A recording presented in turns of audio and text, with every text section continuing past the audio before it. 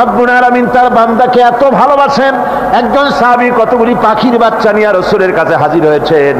আল্লাহর নবী বলেন, এই পাখির বাচ্চাগুলি আনলা কেন?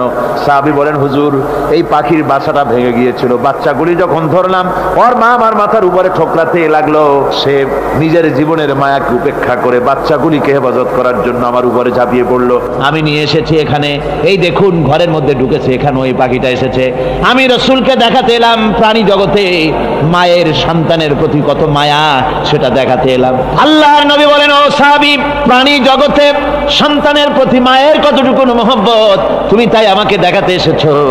শোনো, এই প্রাণী জগতে সন্তানের প্রতি মায়ের যত মহব্বত, তার চাইতে লক্ষ কোটি গুণে বেশি মহব্বত বান্দার প্রতি আল্লাহ রব্বুল আলামিনের। মহব্বতকে, করুণাকে, রহমতকে, ভালোবাসাকে 100 ভাগ করা হয়েছে। 100 ভাগ করে 99 ভাগ আল্লাহ নিজের কাছে রেখেছেন, আর একটা ভাগ তামাম পৃথিবীর প্রাণী জগতে আল্লাহ ছড়াই দিয়েছেন। একটা ভাগ দিয়েছেন সারা দুনিয়ায় প্রাণী জগৎ। সেই একটা ভাগে এই শত সহস্র কোটি প্রাণীর মধ্যে যেটুকুন আমরা পাইছি, এতটুকুন মহব্বতে সন্তানের জন্য কলিজায়, সন্তানের কোনো অকল্যাণ হলে কলিজায় পানি থাকে না, সন্তানের কোনো অসুবিধা হলে বা মা বাপের কষ্ট হলে বা কারো কোনো কষ্ট হলে আমরা এই ধরনের আমাদের অবস্থা সৃষ্টি হয়ে যায়। এক ভাগ তামাম পৃথিবীর সমস্ত প্রাণী জগতে ছড়ায় দেওয়ার পর আমাদের অবস্থা যদি এই হয়, তাহলে 99 ভাগ রহমত যার কাছে, বান্দার প্রতি তার মহব্বত কতখানি। সাহাবায়ে কেরামদের সঙ্গে রোমকদের লড়াই হতেছে, রোমক সৈন্যরা যুদ্ধে জিততে পারতেছে না কিছুতেই। এরপরে তারা গোয়েন্দা বিভাগের লোক পাঠায় দিল, এদের সঙ্গে জিততে পারি না কেন, একটু খুঁজে দেখে আসো রাত্রে এরা করেটা কি। গোয়েন্দা বিভাগের লোক সারা রাত ঘুরে ঘুরে তারপরে এসে রিপোর্ট করলো। এরপরে এসে তাদের প্রধানের কাছে রিপোর্ট করলো, আমরা যে যার কাছে গিয়েছিলাম দেখে এলাম, হুম হুম বিল্লাইলি রাহবানুন ওয়া বিন্নাহারি ফুরসানুন, আমরা দেখে এলাম যাদেরকে দিনের বেলায় প্রচন্ড শক্তিশালী বীর যোদ্ধা রূপে যাকে যুদ্ধ করতে দেখেছি ময়দানে, রাতের বেলায় দেখলাম গিয়া একেবারে নিতান্ত ফকিরের মতো, কেউ তো সেজদায় পড়ে কাঁদতেছে, কেউ আবার তেলাওয়াত করতেছে, চোখ দিয়া পানি পড়তেছে, আবার কেউ নামাজ পড়তেছে, আবার কেউ হাত তুলে রেখেছে তাদের প্রভুর দরবারে, চোখের পানিতে তাদের চোখ বুক ভেসে যেতেছে।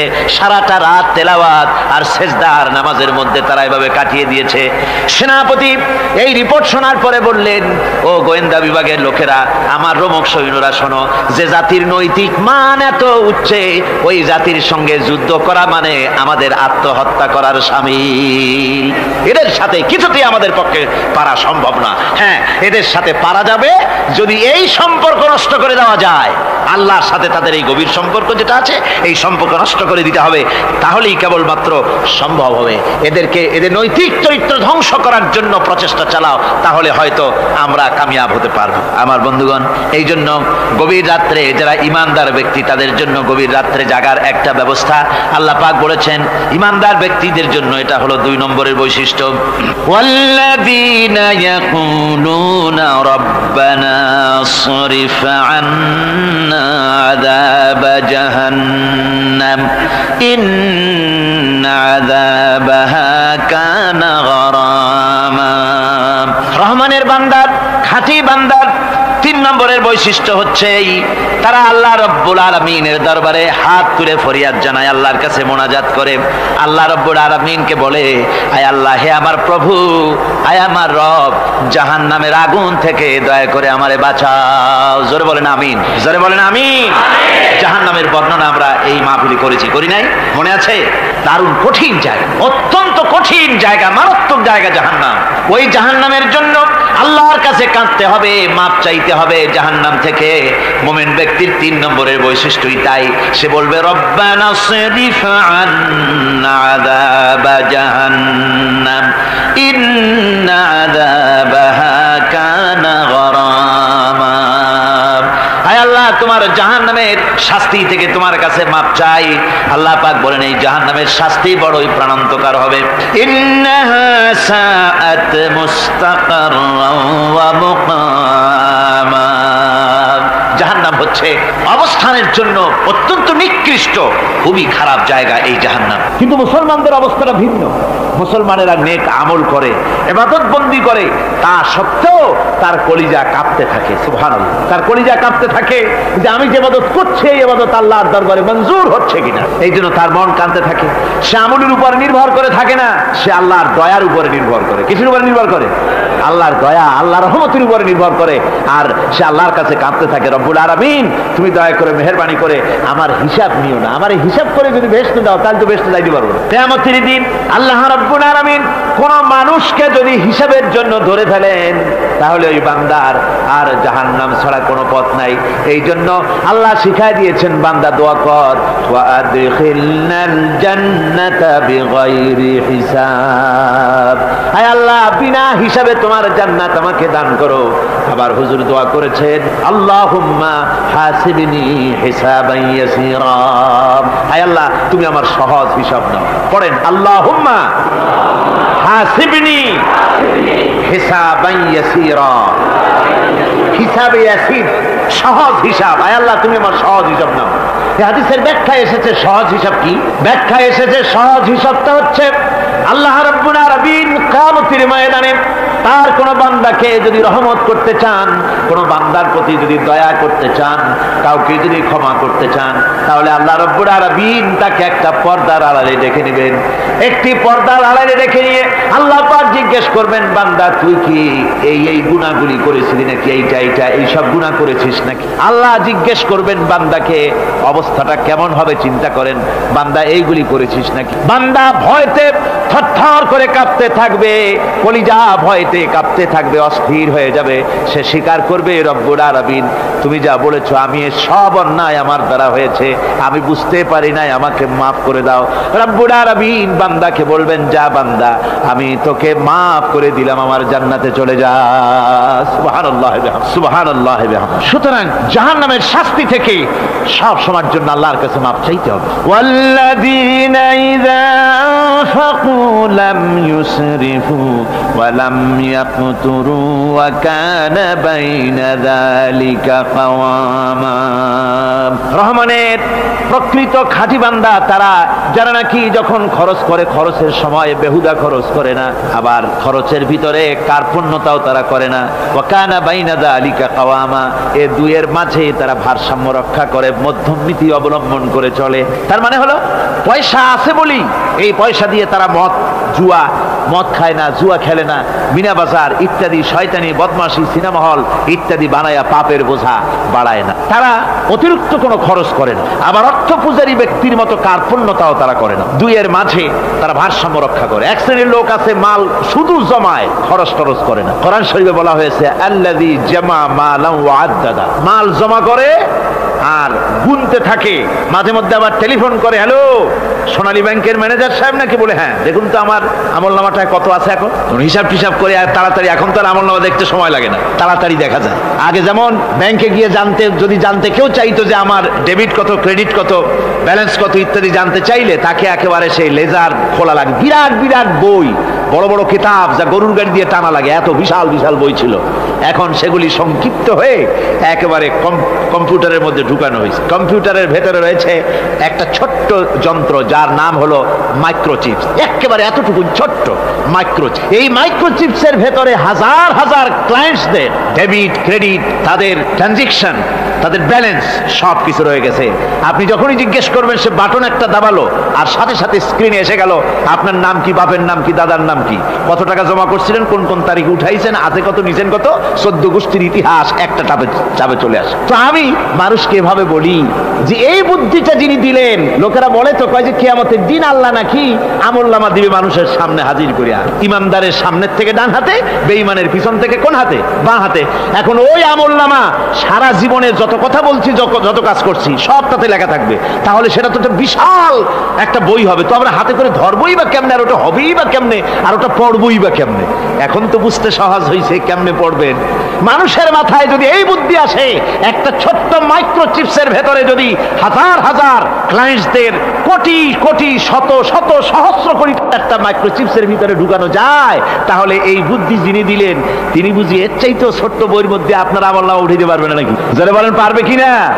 নিশ্চয়ই পারবেন, হাজার বার পারবেন বন্ধুগণ। সুতরাং এরা মাল জমা করে আর গোনে, জিজ্ঞেস করে ম্যানেজার সাহেব কত হয়েছে, বলে যে এত লক্ষ এত। তখন আবার চিন্তা হয় যে আরো কত টাকা জমাইতে পারলে কোটি হয়, তারপরে আরো 200 কোটি হয়। এভাবে তারা জমাইতে থাকে, খরচ করে না। তো এ ব্যাপারে সন্তানের জন্য, সন্তানদের জন্য খরচ যেটা লাগে সেটা স্ত্রী পুত্র সন্তান আত্মীয় স্বজন যে আছে যা তাদের জন্য যে পরিমাণ খরচ করা লাগে তা যদি না করে তাহলে এটা হচ্ছে বখিলি। আর খরচ করতে গিয়ে যদি বেশি করে তাহলে সেটা হচ্ছে বেহুদা খরচ। এখন এই বেহুদা খরচ থেকে আমাদেরকে বাঁচতে বলা হয়েছে। বিষয়টা হচ্ছে নিজের আত্মীয় স্বজন সন্তান সন্ততির জন্য খরচ করতে হবে যা লাগে তাই। আর আল্লাহ রাস্তায় যখন দেওয়ার কথা আসে তখন প্রাণ খুলে দান করতে হবে। দেখেন লোকেরা যখন আল্লাহ রাস্তায় দান করতে বলা হয় পকেটের মধ্যে হাত দিয়ে তারপর আঙ্গুল অনেক সময় কষাকষি করে। একজনে জিজ্ঞেস করলাম, মিয়া পয়সা দিবাতে এত পকেটে হাত রাখিয়া বাইরে করো না মোটে? কয় যে ঘষে দেখতেছি শিখি না 10 পাই। তাহলে এইভাবে আল্লাহর রাস্তায় দেওয়ার সময় এই যে কার্পণ্যতা, এই কার্পণ্যতা মানুষকে তাকে শেষ করে দেয়, তার ইমানকে নষ্ট করে দেয়। আর পয়সা আছে বলে বেশি খরচ করতে হবে, যেমন বিবাহে লোকেরা খরচ করে আমাদের দেশে, কোরবানি করতে গিয়ে খরচ করে। হ্যাঁ, কোরবানি করবেন আপনি, ভালো একটা কোরবানি করবেন, আপনার পয়সা যেমন আছেন তেমন। কিন্তু 50,000 টাকা দাম দিয়ে একটা গরু কিনা সেই গরুর গলায় মালা দিয়া এরপরে সারা শহরে প্রদর্শনী করতে হবে, এর কোনো যুক্তি নাই।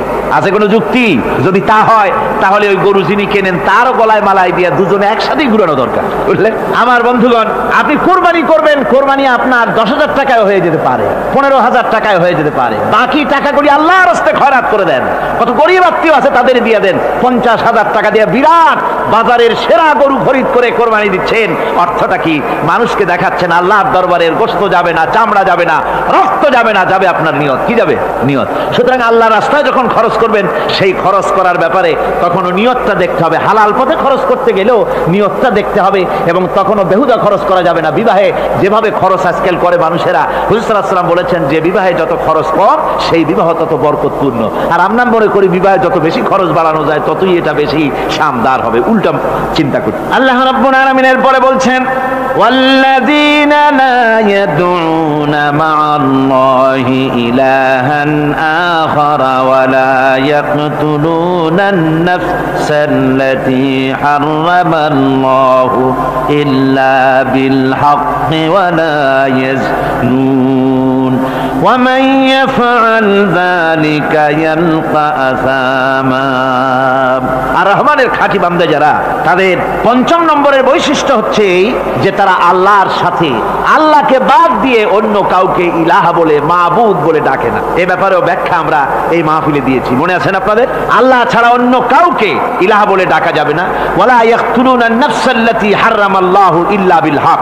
আর আল্লাহ যে সমস্ত প্রাণকে, আর ওই লোকেরা যারা নাকি আল্লাহ ছাড়া, ইমান রহমানের বান্দা যারা, তারা একদিকে তো আল্লাহ ছাড়া অন্য কাউকে ডাকে না, মাবুদ বলে স্বীকার করে না, অন্যদিকে আল্লাহর হারাম করা প্রাণগুলিকে তারা ধ্বংস করে না। অর্থাৎ আল্লাহ যাদেরকে হত্যা করতে নিষেধ করেছেন, প্রাণীদেরকে হত্যা করতে, মানুষ হত্যা করতে নিষেধ করেছেন, আল্লাহর নিষেধ, আল্লাহ যেগুলি জায়েজ করেছেন সেগুলি বাদ দিয়ে হত্যা করা, এগুলি তারা করে না। ওয়ালা ইয়াজনুন, আর তারা জেনা ব্যভিচারেও লিপ্ত হয় না। এটা হচ্ছে যে এই সমস্ত লোকগুলি তারা গুনাহ থেকে মুক্ত থাকতে চেষ্টা করে। তারা আল্লাহ ছাড়া আর কাউকে রব বলে ডাকে না, ইলাহ বলে ডাকে না, মাবুদ বলে ডাকে না। হযরত ইবনে মাসউদ রাদিয়াল্লাহু তাআলা আনহু বলেছেন, তিনি রাসূল পাক সাল্লাল্লাহু আলাইহি ওয়াসাল্লামের কাছে জিজ্ঞেস করেছিলেন, হে রাসূল, সবচেয়ে বড় গুনাহ কি? হুজুর বলেছেন সবচেয়ে বড় গুনাহ 3টা। সবচেয়ে বড় গুনাহটা কয়টা? রাসূল পাক সাল্লাল্লাহু আলাইহি ওয়াসাল্লাম বলেছেন সবচেয়ে বড় গুনাহ হচ্ছে 3টি। একটি হচ্ছে, তুমি যদি কাউকে আল্লাহর সমতুল্য প্রতিদ্বন্দ্বী বানিয়ে যদি তার কাছে কিছু চাও, তাহলে এটা সবচেয়ে বড় গুনাহ। সন্তান দিতে পারেন আল্লাহ, তোমাকে রোগমুক্ত করতে পারেন আল্লাহ, আল্লাহ যা করতে পারেন এই সব বিষয়গুলি যদি মানুষের কাছে চাও, তাহলে তুমি আল্লাহর জায়গায় তাকে বসালে, এটা সবচেয়ে বড় গুনাহ।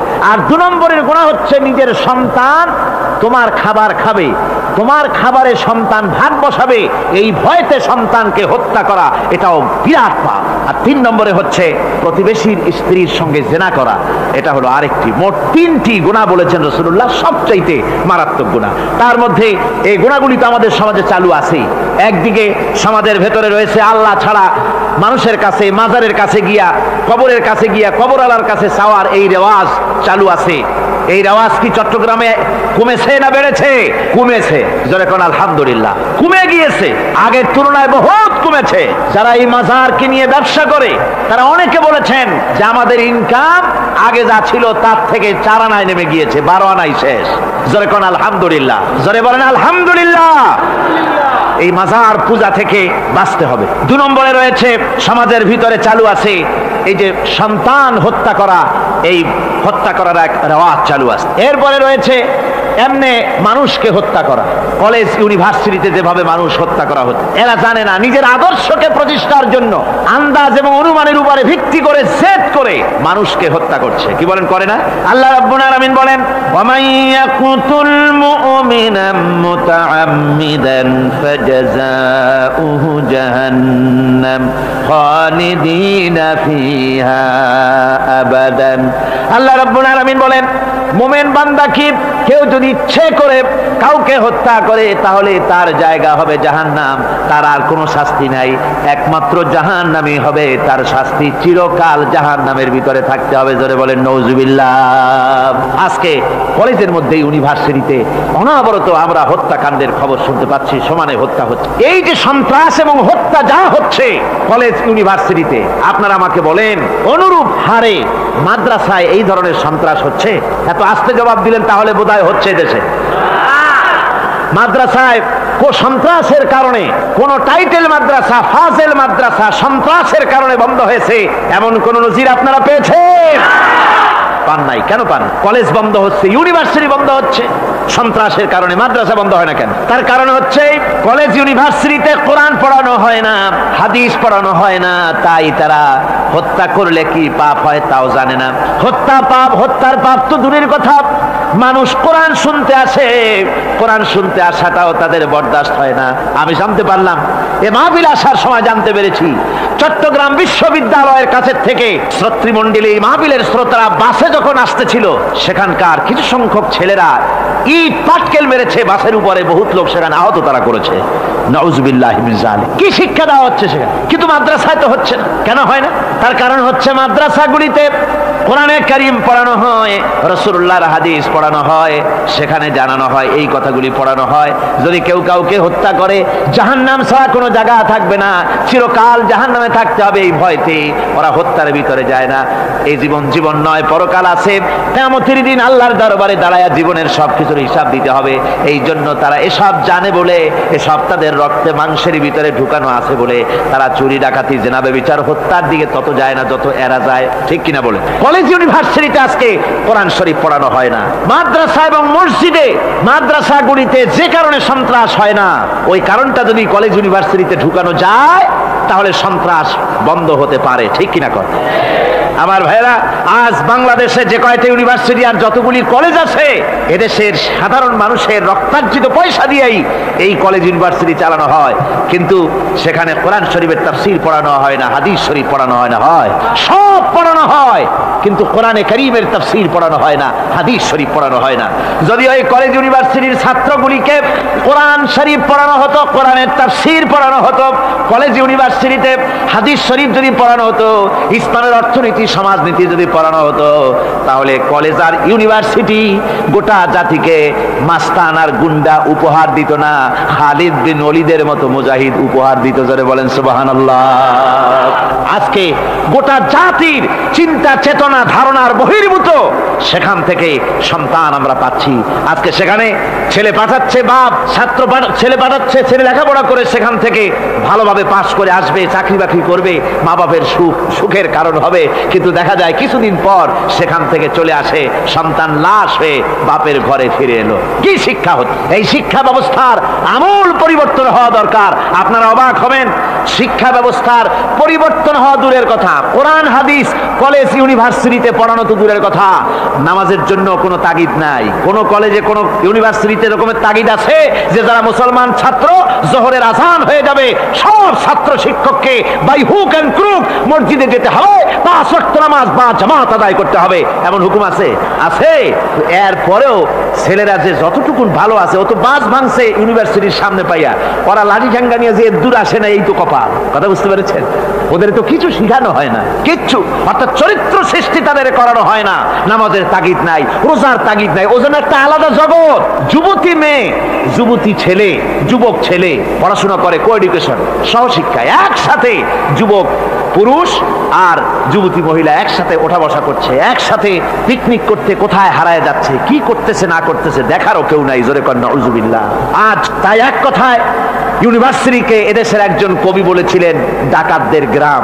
এখন শুধু ডাকাত না, মানে ডাকাতদের একেবারে আড্ডাখানা হয়ে গিয়েছে, অস্ত্রবাজির আড্ডাখানা হয়ে গিয়েছে। তাদের চরিত্র নষ্ট করার জন্য, ইসলামের থেকে তাদের মনকে ফিরিয়ে দেওয়ার জন্য বইপত্রের অভাব নাই, কোরআন হাদিসের অভাব আছে সেখানে, কিন্তু তাদের মন মগজ ইসলাম থেকে যেন ফিরে যায় এজন্য তাদেরকে বইপত্র দেওয়া হয়। যেমন সেই যুগের নাম করা কবি ছিল ইমরাউল কায়েস, খুব নাম করা কবি ছিল। তার কবিতার বই সাবায়ে মুআল্লাকা আজও পর্যন্ত মাদ্রাসা শিক্ষার উচ্চ শিক্ষায় এবং ইউনিভার্সিটি শিক্ষায়, সেখানে আধুনিক শিক্ষার উচ্চ শিক্ষায় সেখানে এ বই এখনো পড়ানো হয়। এই বইটির লেখক অর্থাৎ নাম করা কবির ছিল অনেকগুলি শত্রু। একদিন তার প্রাণের শত্রু তাকে ঘিরে ফেলেছে মরুভূমির ভেতরে, বলছে তারা দুজন ছিল সংখ্যায়, বলল যে তোমাকে আমরা হত্যা করব। ইমরাউল কায়েস যখন দেখলো যে এদের হাত থেকে বাঁচার কোনো পথ নাই, তখন সে বলল দেখো তোমরা তো আমাকে মারবে, কিন্তু একটা কথা আমি তোমাদেরকে বলি, আমাকে মারার পরে আমার দুটো মেয়ে আছে, মেয়ে দুটিকে একটি খবর পৌঁছে দেবে। কি খবর? বলে আমাকে মারার পর আমার বাড়ি গিয়ে মেয়ে দুটিকে গিয়ে বলবে ইয়া বানাতি ইমরাউল কায়েস ইন্না আবাকুমা, বাস এই কথাটুকুন বলে দেবে। তো যারা হত্যা করবে তারা চিন্তা করলো যে এই কথার দ্বারা তো আমরা হত্যা করেছি, তা তো প্রমাণিত হবে না, সুতরাং মারতে অসুবিধাটা কি? তারা মেরে ফেললো। মারার পরে মরুভূমির ভিতরে তাকে গেড়ে দিয়ে এরপরে এই দুইজন লোক ওয়াদা পালন করার জন্য ইমরাউল কায়েসের বাড়ি গেছে। বাড়ি গিয়ে বলছে মেয়ে দুটোকে ডেকে যে হে মেয়েরা, তোমাদের পিতার সঙ্গে মরুভূমিতে আমাদের দেখা হলো, তারপরে তোমার পিতা আমাকে তোমাদেরকে একটা কথা বলতে বলেছেন, সেটা হলো এই ইয়া বানাতি ইমরাউল কায়েস ইন্না আবাকুমা। শোনা মাত্রই মেয়ে দুটি চিৎকার করে কেঁদে উঠেছে। তাদের চিৎকার শুনে আশেপাশের লোকেরা এসে জিজ্ঞেস করলো তোমরা কাঁদছো কেন?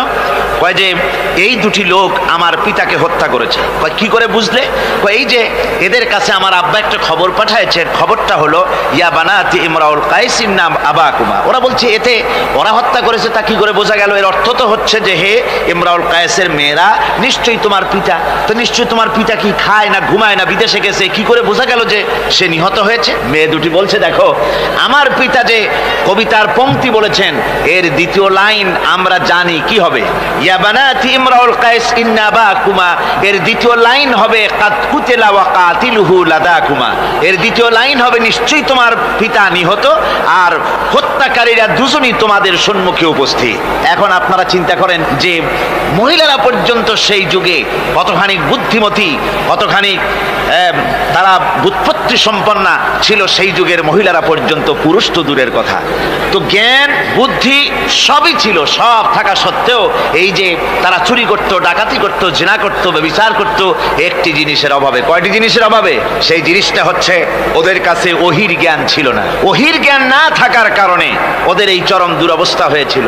আর রাসূল পাক সাল্লাল্লাহু আলাইহি ওয়াসাল্লাম ওহির জ্ঞান দিয়ে ওই জাতিকে গোটা পৃথিবীর মধ্যে শ্রেষ্ঠ জাতিতে পরিণত করে দিয়েছিলেন। আজকে আমাদের দেশের শিক্ষা ব্যবস্থায় ওই ওহির জ্ঞান নাই, যার ফলে আমাদের দেশে ছেলেরা শিক্ষিত হয় কিন্তু সেই যুগের লোকেদের মতো হতে পারছে না, কলেজ এবং ইউনিভার্সিটি ওই ধরনের লোক তৈরি করতে পারছে না। আমার বন্ধুগণ, সে যুগের থেকে আমরা উন্নতি অনেক করেছি, উন্নতি বিশেষ বিশেষ ক্ষেত্রে এই করেছি। সে যুগের লোকেরা তারা যারা চোর ছিল, চুরি করত, তারা লেখাপড়া জানতো না। আজকে যারা চুরি করে তারা তো কমসে কম ম্যাট্রিক পাস। সে যুগে যারা ডাকাতি করত তারা লেখাপড়া জানতো না, আজকের যারা ডাকাত তারা কমসে কম বিএ পাস। আগের যুগে সেই যুগে যারা নাকি মানুষ হত্যা করত তারা লেখাপড়া জানতো না, আর আজকে যারা মানুষ হত্যা করে তারা রীতিমতো শিক্ষা গ্রহণ করে কোথায় কেমনে আঘাত দিলে তাড়াতাড়ি মরে এটা জেনে শুনে ট্রেনিং নিয়ে তারপরে মানুষকে হত্যা করে। অগ্রগতি উন্নতি এতটুকু হয়েছে, কিন্তু মৌলিক মানবীয় গুণাবলী সৃষ্টি করার জন্য কোরআনের অবদানের কোনো বিকল্প নাই। জোরে কোন সুবহানাল্লাহ। আমি গত 4 দিন আপনাদের সামনে কোন সূরা আলোচনা করেছি? সূরা ফুরকান। আমি সূরাটিকে শেষ করতে পারবো না, মানে মাঝখান থেকে আলোচনা করতে পারবো না, যেহেতু সময় নেই, আজকেই তো শেষ হয়ে যাবে। সেই জন্য আমি বেছে নিয়েছি সূরা ফুরকানের শেষ রুকুটি আপনাদের সামনে আজকে আলোচনা করব, যেখানে আল্লাহ রাব্বুল আলামিনের খাঁটি বান্দা তৈরি করার পরিকল্পনা আল্লাহ দিয়েছেন। খাঁটি বান্দা হওয়ার জন্য আল্লাহ পাক একটা ফর্মুলা বলেছেন, সেই ফর্মুলাটা আজকে আমরা এখানে আলোচনা করব। এই ফর্মুলা দিয়েই জনাবে মুহাম্মদ রাসূলুল্লাহ সাল্লাল্লাহু আলাইহি ওয়াসাল্লাম একটি সুন্দর সমাজ সৃষ্টি করেছিলেন, একটি আর্থসামাজিক সুন্দর সমাজ বিনির্মাণে যে ধরনের লোক তৈরি করা দরকার ছিল, এই কোরআনে কারীমের মাধ্যমেই রাসূল পাক সে ধরনের লোক তৈরি করেছিলেন। আসুন শয়তানের ওয়াসওয়াসা থেকে পানাহ চেয়ে নিয়ে আমরা কথা শুরু করি। আউযু বিল্লাহি মিনাশ শাইতানির রাজীম। বিসমিল্লাহির রাহমানির রাহিম। মুফিজুর রহমান সাহেব আমাকে খবর দিলেন, ওনার কাছে খবর এসেছে যে মানুষ ভিড়ে এবং চাপে শ্বাসরুদ্ধ হয়ে মরে যাওয়ার উপক্রম হয়ে যাচ্ছে বিভিন্ন জায়গায়। তা আমি আপনাদেরকে অনুরোধ করব, যিনি যেখানে আছেন সামনের দিকে বাড়ার কোনো চেষ্টা করবেন না। রাস্তায় থাকেন, ড্রেনের পাশে থাকেন, গাছের উপরে থাকেন, ছাদের উপরে থাকেন, যেখানে থাকেন সেখানে বসে পড়েন। রাস্তা তো ট্রাফিক বন্ধ করে দেওয়া হয়েছে, গাড়ি ঘোড়া এসব রাস্তায়, এ মাহফিলের চারদিকের সমস্ত রাস্তার গাড়ি ঘোড়া বন্ধ করে দেওয়া হয়েছে। ফলে আপনারা রাস্তার উপরে বসে পড়েন, দাঁড়িয়ে থাকবেন না। দাঁড়াতে গেলেই মানুষের চাপে হেলাদোলা করবেন, পড়ে যাবেন, হাত পা ভেঙে যাওয়ার প্রাণান্তকার দশা হওয়ার সম্ভাবনা হবে। সুতরাং আমি সকলকে অনুরোধ করছি, মেহেরবানি করে কোরআনের সম্মানে, এ মাহফিলের সম্মানে আপনারা যার যার জায়গায় বসে পড়েন। কেউ দাঁড়িয়ে থাকবেন না, আর মোটেই চাপাচাপি করবেন না, কেউ কথা বলবেন না, আর দাঁড়াবেনও না। শয়তানের ওয়াসওয়াসা থেকে পানাহ চেয়ে পরম করুণাময় আল্লাহ রাব্বুল আলামিনের নামে শুরু করছি। তাবারাকাল্লাযী জাআলা ফিস সামাই বুরুজাও ওয়া জাআলা ফিহা সিরাজাও ওয়া কামারাম মুনীরা ওয়া হুয়াল্লাযী জাআলাল লাইলা ওয়ান নাহারা খিলফাতান লিমান আরাদা আন ইয়াযাক্কার আও আরাদা শুকুরা। সাদাকাল্লাহুল আযীম। অতীব বরকতশালী সেই মহান সত্তা, যিনি আকাশ সমূহকে বুর্জ সমূহ দিয়ে যিনি সংস্থাপন করেছেন, বুর্জ স্থাপন করেছেন এবং তাতে একটি প্রদীপ স্থাপন করেছেন, আর আলোকমণ্ডিত এক উজ্জ্বল চাঁদ স্থাপন করেছেন। ওয়াহুয়াল্লাযী জাআলাল লাইলা ওয়ান নাহারা খিলফা। আর তিনি রাত এবং দিনকে পরস্পরের স্থলাভিষিক্ত বানিয়েছেন। লিমান আরাদা আন ইয়াযাক্কারা আও আরাদা শুকুরা। তাদের জন্য যারা এর থেকে উপদেশ অর্জন করতে চায়, জ্ঞান লাভ করতে চায় এবং শুকর আদায় করতে চায়। শুকর আদায়কারীর জন্য, জ্ঞান অন্বেষণকারীদের জন্য আল্লাহ পাক এগুলি করেছেন। এখানে বুর্জ শব্দের অর্থ হচ্ছে প্রাসাদ বা সুদৃঢ় স্থাপত্য। প্রাচীন খগোল বিজ্ঞানে বুর্জ বলা হতো সেই 12টি কক্ষপথকে। কোন মুফাসসির এই বুর্জকে বলেছেন গ্রহকে বুর্জ হিসাবে তারা ব্যাখ্যা করেছেন। আসলে আল্লাহ রাব্বুল আলামিন তিনি মহাশূন্যকে যে কিভাবে সজ্জিত করেছেন, কত সুন্দরভাবে করেছেন, তার ব্যাখ্যা কোরআনে কারীমের বিভিন্ন জায়গায় এসেছে। আল্লাহ পাক বলছেন, ওয়ালাকাদ জাআলনা ফিস সামাই বুরুজাও ওয়া যায়্যানাহা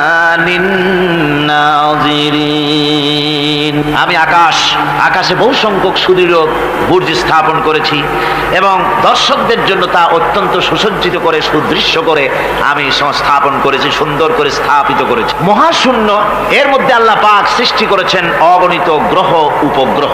কত গ্রহ আছে, কত উপগ্রহ আছে, বিজ্ঞানীদের কাছে আজও পর্যন্ত তার কোনো হিসাব মেলেনি। মহাশূন্যে আল্লাহ পাক মহাশূন্যের মহাবিস্ময়। বর্তমান বিজ্ঞান ক্রমান্বয়ে আশ্চর্য হয়ে যাচ্ছে তাদের নতুন নতুন আবিষ্কারের মাধ্যমে, চিন্তা ভাবনার মাধ্যমে, যে মহাশূন্য আল্লাহ পাক মহাস্রষ্টা কি করে রেখেছেন একটি বিশাল এক বিস্ময়ের কারখানা। সেখানে রয়েছে মিল্কি ওয়ে, যাকে বলা হয় ছায়াপথ। বিজ্ঞানীরা বলেছেন প্রায় 20,000 কোটি তারকা রয়েছে এই মিল্কি ওয়ের ভেতরে, ছায়াপথের ভেতরে। আবার কেউ কেউ বলেছেন যে সেই তারকার সংখ্যা বলা সম্ভব হবে না, সমুদ্র সৈকতের বালুকণা গণা তবুও সম্ভব, কিন্তু আকাশের তারকারাজি গণা সম্ভব নয়। এখন আল্লাহ পাক সেই মহাশূন্যের ভেতরে সৃষ্টি করে রেখেছেন এই ছায়াপথ। ছায়াপথের ভিতরে আছে যে তারকাগুলি, বিজ্ঞানীরা বলেছেন যে এই তারকাগুলি এত বিরাট বিরাট তারকা আছে। আগে তো ওনারা বলেছিলেন পৃথিবীর চাইতে সূর্যটা হচ্ছে পৃথিবীর চাইতে 13 লক্ষ গুণ বড়। এই বিরাট সূর্য ছিল তাদের কাছে বিস্ময়।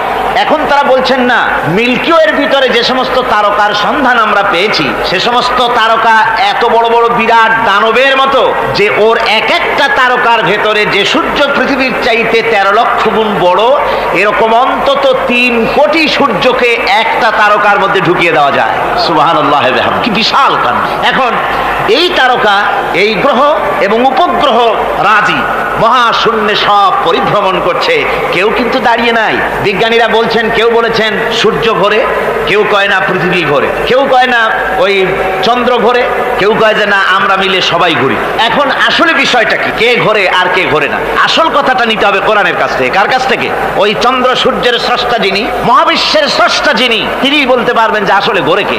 আল্লাহ রাব্বুল আলামিন বলেন, ওয়া কুল্লুন ফি ফালাকিন ইয়াসবাহুন। মহাশূন্যের পরে যা কিছু আছে সব সন্তরণশীল, সব গতিশীল, কেউ দাঁড়িয়ে নাই, সব সাঁতার কাটতেছে, সব ছোটাছুটি করছে। ছোটাছুটি করছে, তা আবার এত দ্রুত গতি, এক একটা যে গতির কথা আমরা চিন্তা করতে পারবো না। ভীষণ তীর্যক গতিতে সব ছুটছে তো ছুটছে, কিন্তু ওখানে আবার কোনো ট্রাফিক পুলিশ নাই। আছে নাকি ট্রাফিক পুলিশ? আমাদের দেশে রাস্তাঘাটে কত ট্রাফিক পুলিশ আর কত ট্রাফিক সিগন্যাল লাইট। একদিকে ট্রাফিক পুলিশের হাতছানি, আর একদিকে ট্রাফিক লাইটের চোখ রাঙানি। এরপরেও অ্যাক্সিডেন্টের অভাব নাই, ঠিক কিনা কর? বেচারা বেবি ট্যাক্সি, গরিব মানুষ রাস্তার এক পাশ দিয়ে যায়, আর ওই দত্তের মতো ট্রাক এসে এক ধাক্কা মারে, গরিব বেচারা বেবি ট্যাক্সি 3 ঠ্যাং উপরের দিকে দিয়ে রাস্তার পাশে বসে আল্লাহ আল্লাহ করে। আমাদের ট্রেন লাইনে অ্যাক্সিডেন্ট, ওই গাড়ির লাইনে অ্যাক্সিডেন্ট, এত কিছু থাকা সত্ত্বেও কিন্তু ওই মহাশূন্যে কোনো সিগন্যাল লাইট নাই, কোনো ট্রাফিক পুলিশ নাই। এই বিশাল চাঁদ, এই বিশাল সূর্য, এবং সূর্যকে গিলে খেতে পারে, কোটি কোটি সূর্য গিলে খেতে পারে এমন তারকা, অথচ অ্যাক্সিডেন্ট নেই। আছে অ্যাক্সিডেন্ট? আল্লাহ রাব্বুল আলামিন এখানে মহাশক্তিশালী অদৃশ্য সীমারেখা সৃষ্টি করেছেন। কোরআনে কারীমে রাব্বুল আলামিন বলেন, লাশ-শামসু ইয়ামবাগি লাহা আন তুদরিকাল কামারা ওয়ালাল লাইলু সাবিকুন নাহার ওয়া কুল্লুন ফি ফালাকিন ইয়াসবাহুন। প্রবল জ্ঞানী হইবে যাহারা, আপন মনেতে বুঝিবে তাহারা, রাত্রি পারে না আগে যাইবার, দিনের স্থান করি অধিকার। চন্দ্র বাঁধে না সূর্যের গায়েতে, সূর্য পারে না চন্দ্রকে ধরিতে। যার যে স্থান বহল রাখিয়া, ভ্রমণ করিছে খোদাকে ডরিয়া। সুবহানাল্লাহ বিহামদিহি। ইলা আজালিম মুসাম্মা, একটা নির্দিষ্ট সময় সীমা পর্যন্ত আপন আপন কক্ষপথে সব ছুটবে আর ছুটবে, কারো সঙ্গে কারো সংঘর্ষ হবে না। যেরকম সুবহানাল্লাহ।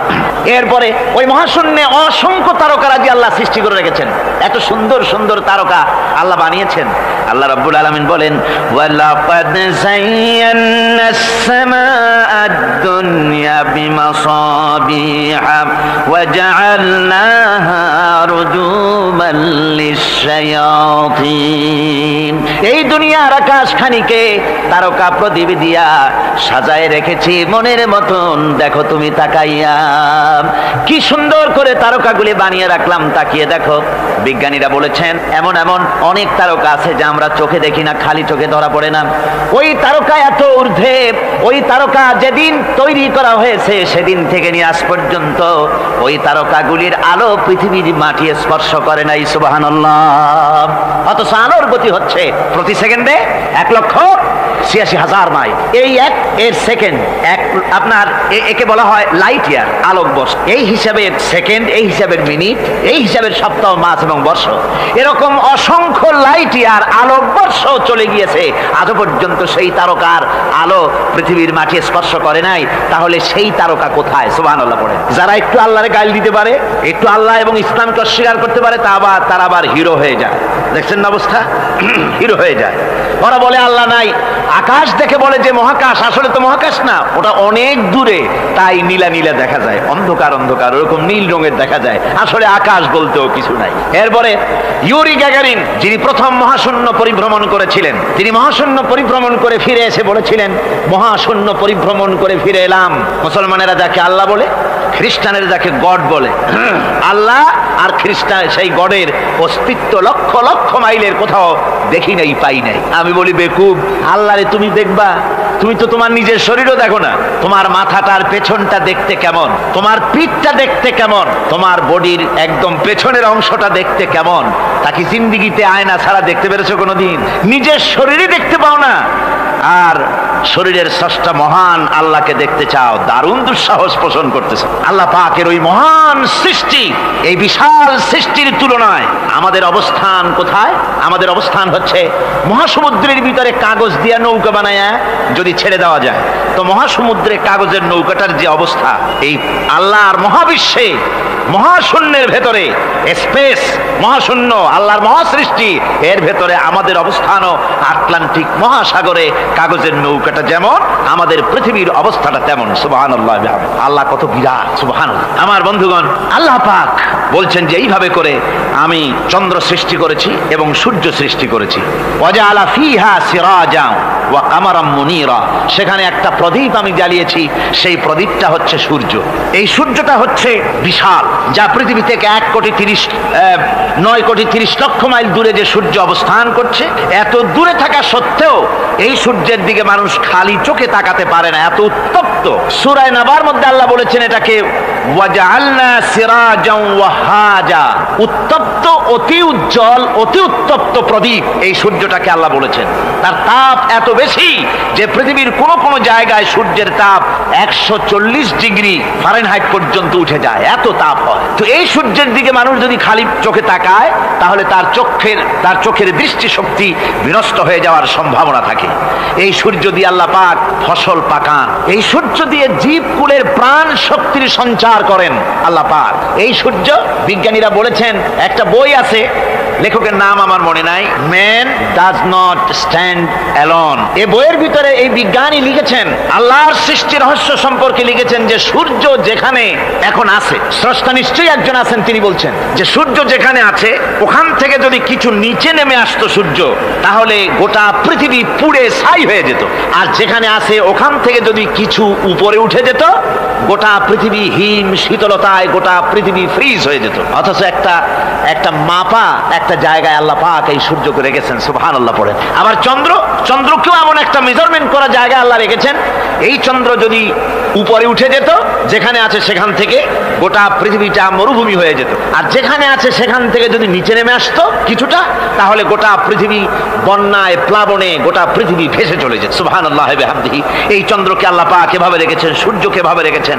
আবার এই সূর্যের রয়েছে অতি বেগুনি রশ্মি, সেই অতি বেগুনি রশ্মি যেন এমন একটা পাওয়ার আছে সূর্যের, যে সূর্যের তাপ যদি পৃথিবীর মানুষ গায়ে লাগে, ওই রশ্মিটা যদি লাগে, সৃষ্টি জগতের ক্যান্সার হবে, সৃষ্টি জগৎ মরে যাবে, বাঁচতে পারবে না, অসুখ করবে। সেজন্য ওজোন স্তর একটা আল্লাহ বানিয়ে রেখেছেন, ওজোন একটা স্তর, যেটাকে বিজ্ঞানীরা এখন বলছেন গ্রিন হাউস এফেক্ট। এই ওজোন স্তরে ফাটল ধরেছে, বিজ্ঞানীরা লক্ষ্য করেছেন ওজোন স্তরে ফাটল ধরে সূর্যের সেই ক্ষতিকারক পাওয়ারটা পৃথিবীর মাটির কাছে চলে আসতেছে। এখন এটাকে ঠেকাবার ব্যবস্থা করা হচ্ছে। আমার বন্ধুগণ, এটা কেন হচ্ছে?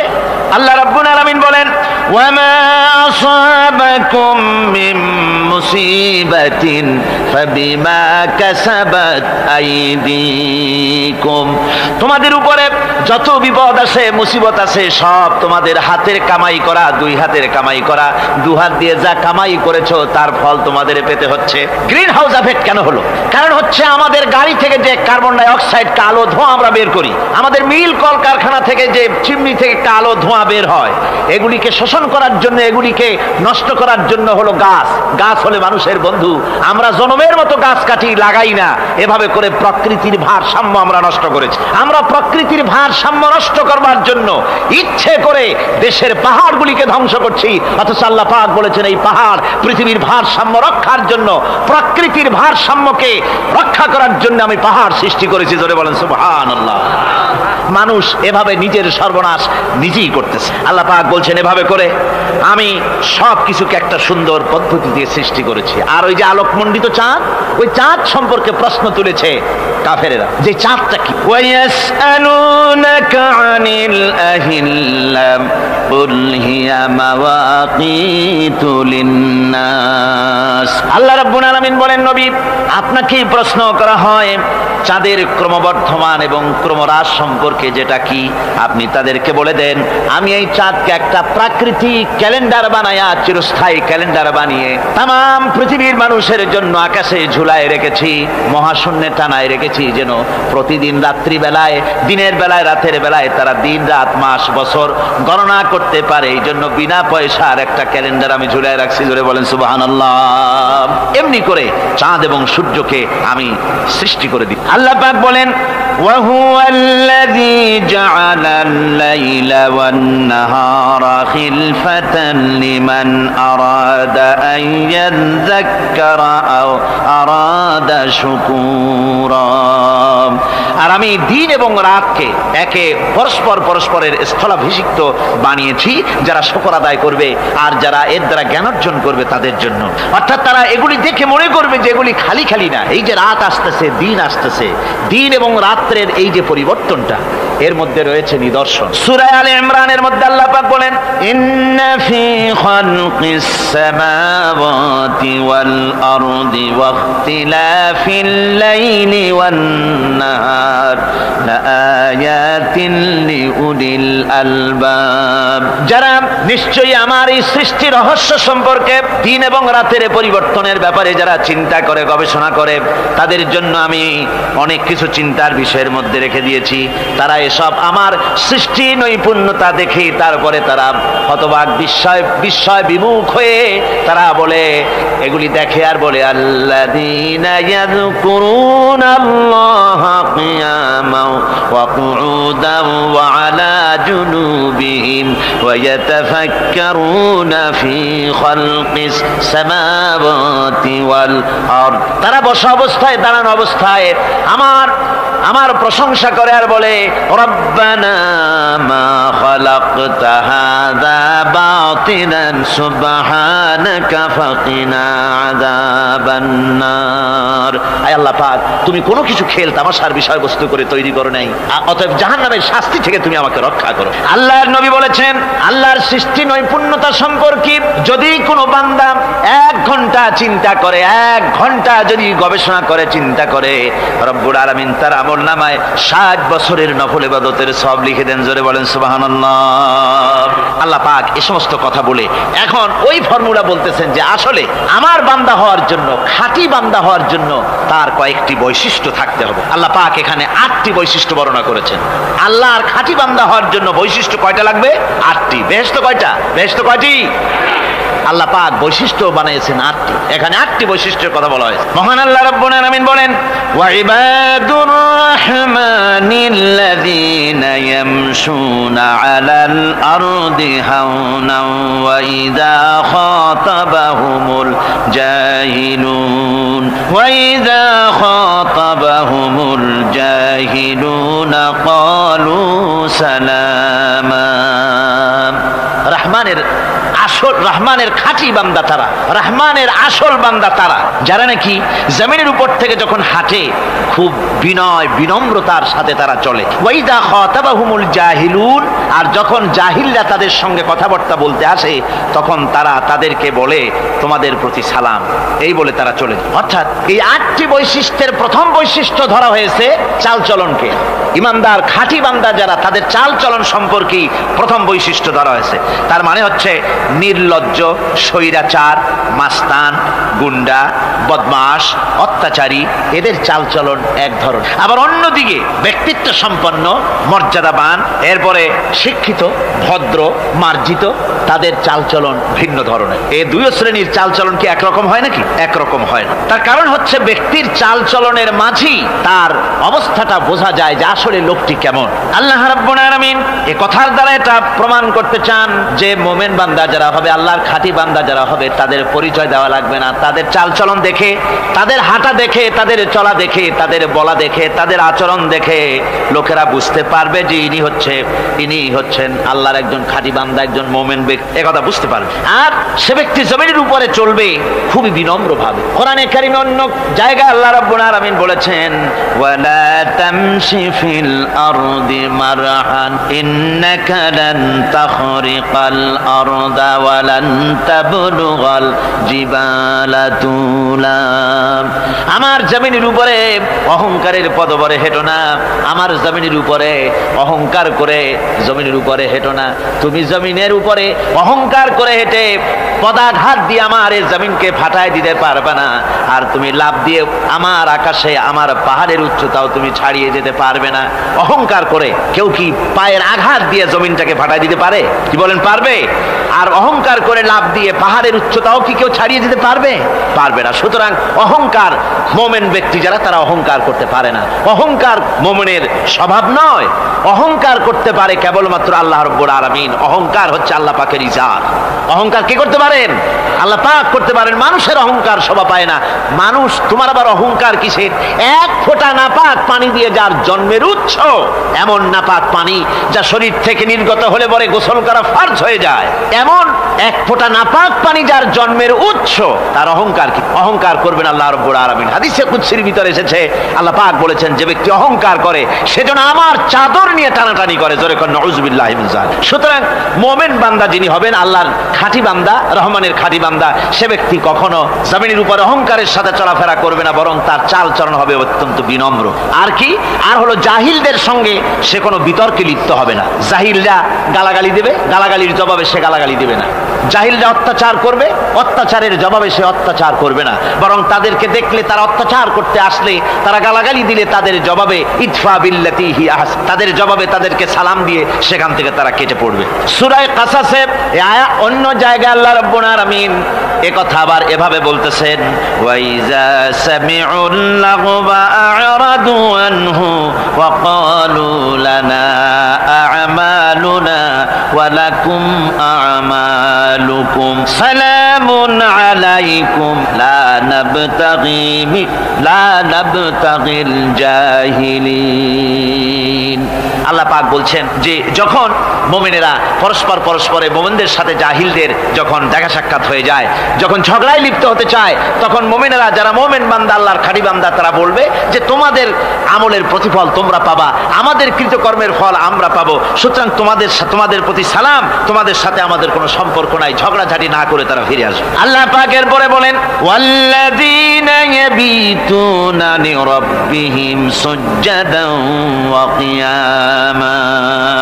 রহমানের খাঁটি বান্দা তারাই আরেকটি বৈশিষ্ট্য, তাদের এই 2 নম্বরের বৈশিষ্ট্য বার বলা হচ্ছে। রহমানের, আল্লাহর খাঁটি বান্দার 2 নম্বরের বৈশিষ্ট্য যেটা, সেটা হচ্ছে এই যে তারা রাত কাটায় তার রবের হুজুরে, আল্লাহর দরবারে সেজদা দিয়ে দাঁড়িয়ে থেকে কান্দাকাটি করে তারা রাত গুজরান করে। জোরে বলেন সুবহানাল্লাহ।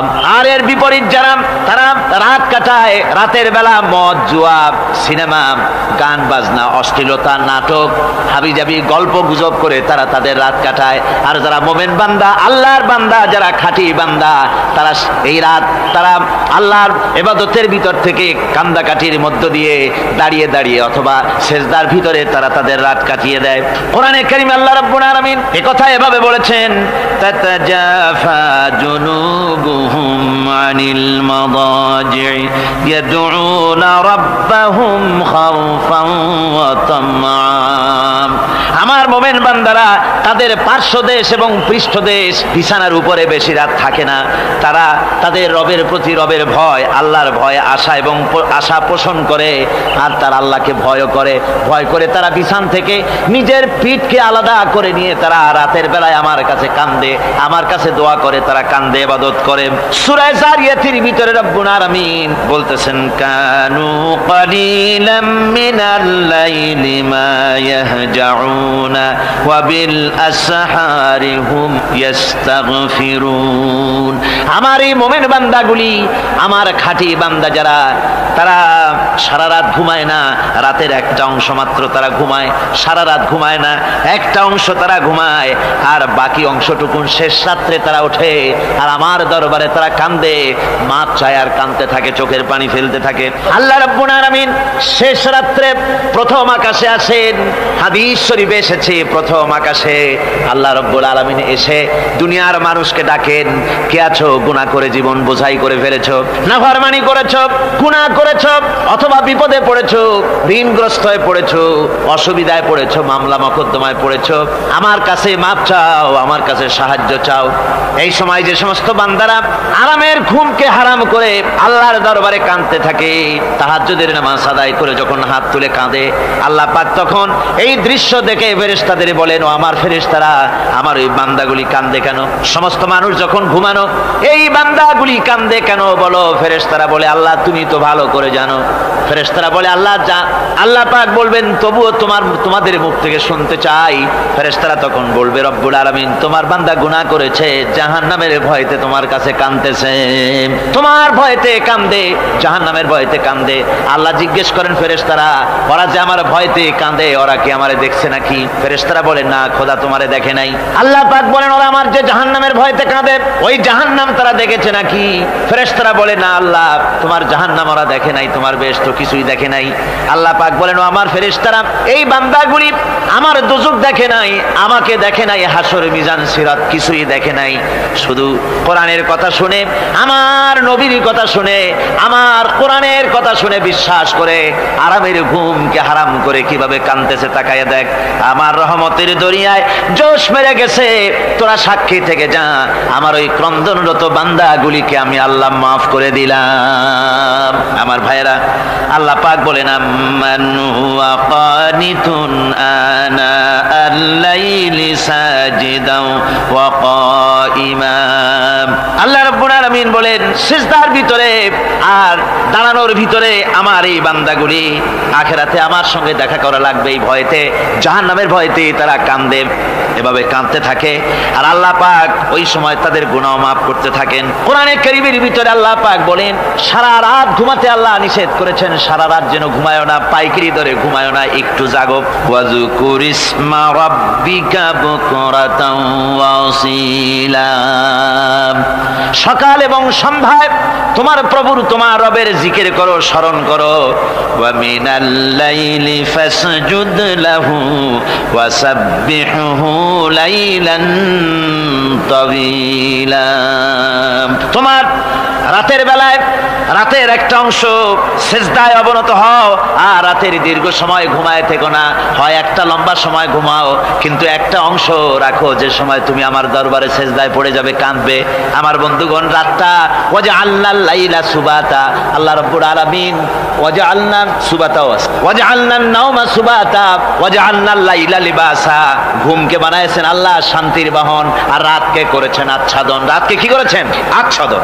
রাতকে একটা পর্দা লাগিয়ে দিয়েছেন, রাতের পর্দা। যেহেতু প্রেম ভালোবাসা ঢোল পিটায় করা যায় না, ঢোল পিটায় প্রেম করা যায় যায় না, মানুষকে দেখায় দেখায় প্রেম ভালোবাসা করা যায় না। এটা হলো দুনিয়ার রীতিনীতি, দুনিয়ায় যেটা মানুষেরা করে। আসল সবচাইতে বড় ভালোবাসার পাত্র হলেন আল্লাহ, মাসুক হলেন আল্লাহ, আশেক হলো মানুষ।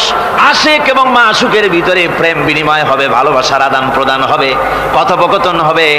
এজন্য দিনের কোলাহলপূর্ণ অবস্থায় তা হয় না বলে রব্বুল আলামিন বলেন, আমি তোমাদের জন্য রাতকে একটা আচ্ছাদন, একটা পর্দা বানায় দিয়েছি। এই রাতের পর্দার ভিতরে থেকে আমারে ডাকো, আমাকে, আমার কাছেই তুমি আমাকে ডাকো, একটা লম্বা সময় নিয়ে আমাকে বলতে থাকো, আমাকে ডাকতে থাকো। আল্লাহ পাক তার নবীকেও বলেছেন, ইয়া আইয়ুহাল মুযাম্মিলু কুমিল লাইলা ইল্লা কালিলা। হে চাদর আচ্ছাদিত ব্যক্তি, রাত্রিকালে সালাতে দণ্ডায়মান থাকো, কিন্তু কম, সারা রাত জাগার দরকার নেই। একটা অংশ জাগো, যখন তুমি আমার জন্য কাঁদবে, আমার জন্য সিজদায় পড়ে থাকবে। রাসূল পাক সাল্লাল্লাহু আলাইহি সাল্লাম তাহাজ্জুদের নামাজি সিজদায় পড়ে থাকতেন, রাতে ঘন্টার পর ঘন্টা চলে যেতেছে।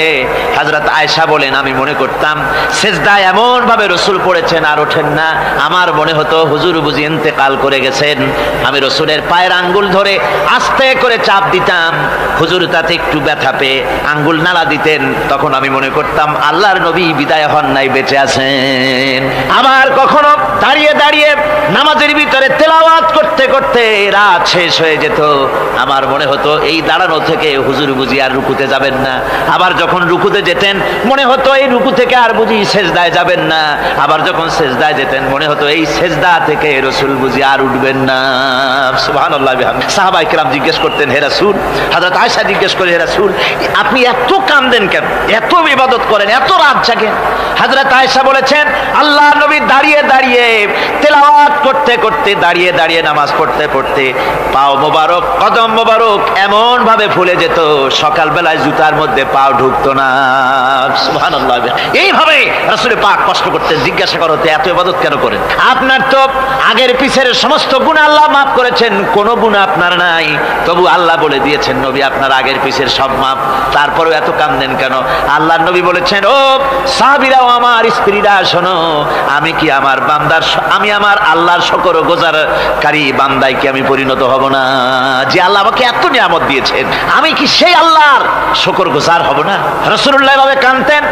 সুতরাং প্রত্যেকটি মুসলমানকে রাতের বেলায় আল্লাহর দরবারে হাত তুলে কাঁদতে হবে, মোনাজাত করতে হবে, রব্বুল আলামিন যে গুনাহ করেছি, আমি যত গুনাহ করেছি, আমাকে তুমি নেয়ামত যা দিয়েছো, এই নেয়ামত তুমি না দিলেও পারতে, তুমি দয়া করে দিয়েছো।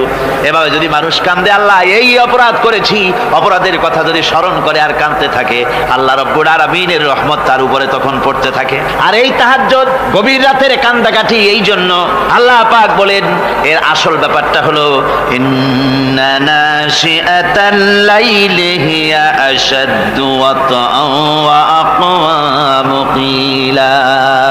আসল ব্যাপার হলো এই প্রকৃতপক্ষে রাতের বেলায় যে নামাজটা হয়, শয্যা ত্যাগ করে মানুষ যে নামাজ পড়তে দাঁড়ায়, এতে করে তার আত্মসংযমের ট্রেনিং হয়ে যায়, আল্লাহর সঙ্গে মহব্বত কায়েম হয়ে যায়। ইসলামী আন্দোলনের বিজয়ের জন্য কর্মীদের এটা সবচাইতে বড় ওষুধ। শুধু হরতালের প্রোগ্রাম দিয়া, শুধু মিছিলের প্রোগ্রাম দিয়া ইসলামী আন্দোলন বিজয় কোনো কালে হয় নাই আর হবেও না। এজন্য আন্দোলন যারা করে তাদেরকে গভীর রাত্রে উঠতে হয়, নফল রোজা রাখতে হয়, আর গভীর রাত্রে তেলাওয়াত করতে হয়, কাঁদতে হয় আল্লাহর কাছে, তা না হলে আন্দোলনের বিজয় হওয়া সম্ভব নয়। আমার বন্ধুগণ, আমরা জেনেছি ইতিহাসে আছে লাল সালু একটা বই পড়ানো হয়, কলেজে পড়ানো হয়, আপনারা নাম শোনেন নাই? এই বইটা আমাকে একজন প্রফেসর এই চট্টগ্রামের আমাকে দেখতে দিলেন, আমি দেখলাম তার মধ্যে তিনি ইসলামের ব্যাপারে এত বিদ্বেষ ছড়িয়েছেন। এক জায়গায় তিনি লিখতে গিয়ে লিখেছেন, আমি পড়লাম, নিজে পড়েছি, যে দেশে যত যত টুপি দেখা যায়, জমিনে এত শস্য হয় না। এদেশে এই মোষ দাড়ি গোপ ওঠার আগেই কোরআন শরীফ হেফজ করা সারা, অথচ জমিনে শস্য নাই। জমিনের শস্য আর কোরআন শরীফ পড়ার সাথে তুলনা করে উপহাস করেছে রীতিমতো। একটা দুশ্চরিত্র খলনায়ককে দিয়ে সেখানে কোরআন হাদিসকে বিকৃত করার অপচেষ্টা চালানো হয়েছে। এরকম একটা নিকৃষ্ট বইকে তারা স্কুলে এবং কলেজে সেখানে পড়াশোনার ব্যবস্থা করে দিয়েছে। আর ইসলামের ব্যাপারে যদি কেউ গাইল দিতে পারে, তাহলে সে বইটাকে খুব সুনাম সুখ্যাতি করে বাজারে ছড়াবার চেষ্টা করা হয়, ঠিক কিনা কর? যে কবি, ওই আগেই বলেছি, যে কবি ইসলামের গাইল দিতে পারবে সে সবচাইতে বড় কবি। যে সাহিত্যিক ইসলামকে খোসা দিয়া, কোরআনকে খোসা দিয়া কথা লিখতে পারবে, সে হলো শ্রেষ্ঠ সাহিত্যিক, ঠিক কিনা কর? আর এই খ্রিস্টান জগৎ, ইহুদি জগৎ, তারা ইসলামকে আর মুসলমানদেরকে গালাগালি করার জন্য সব সময় মুসলমান নামের কুলাঙ্গারদেরকে বেছে নেয়। যেমন নবুয়াতের উপরে হামলা চালাতে হবে, সেজন্য এই পৃথিবীর নিকৃষ্ট কাফের গোলাম মোহাম্মদ কাদিয়ানির মতো একটা নিকৃষ্ট কাফেরকে তারা বেছে নিয়েছে, জোরে কর নাউজুবিল্লাহ। তার নাম একটা মুসলমানই নাম। আবার আমাদের দেশে আল্লাহকে, রসুলকে গালি দিতে হবে, দাউদ হায়দারের মতো একটা জাহান্নামের কীটকে তারা বেছে নিয়েছে মুসলমান নামে। আবার রাসূলকে গালি দিতে হবে, হযরত আয়েশা সিদ্দিকা রাদিয়াল্লাহু তাআলা আনহাকে গালি দিতে হবে, সেজন্য মুসলমান নামের কলঙ্ক সালমান রুশদি নামক এক শয়তানকে এই ইহুদিরা বেছে নিয়েছে। ঠিক কিনা কর? কিন্তু এখন সালমান রুশদি যাবা কোথায়? এখন সালমান রুশদির উপরে যিনি হুকুম হজ জারি করেছিলেন ইমাম খোমেনি বেঁচে নাই, কিন্তু তার হুকুম এখনো বেঁচে আছে। উনি অর্ডার করেছেন যেখানে পাও সেখানে হত্যা করো, ফাকতুলু সালমান রুশদি হাইসু ওয়াজাদতুম, ওরে যেখানে পাও সেখানে হত্যা করো।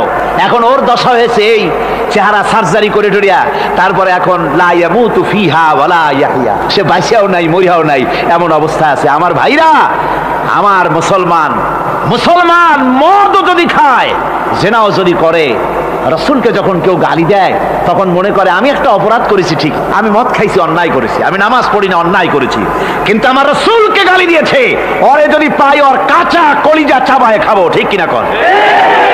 সুতরাং আজকে এইভাবে করে আমার দেশের শিক্ষা ব্যবস্থাকে নষ্ট করা হয়েছে এই ধরনের বই পড়িয়ে।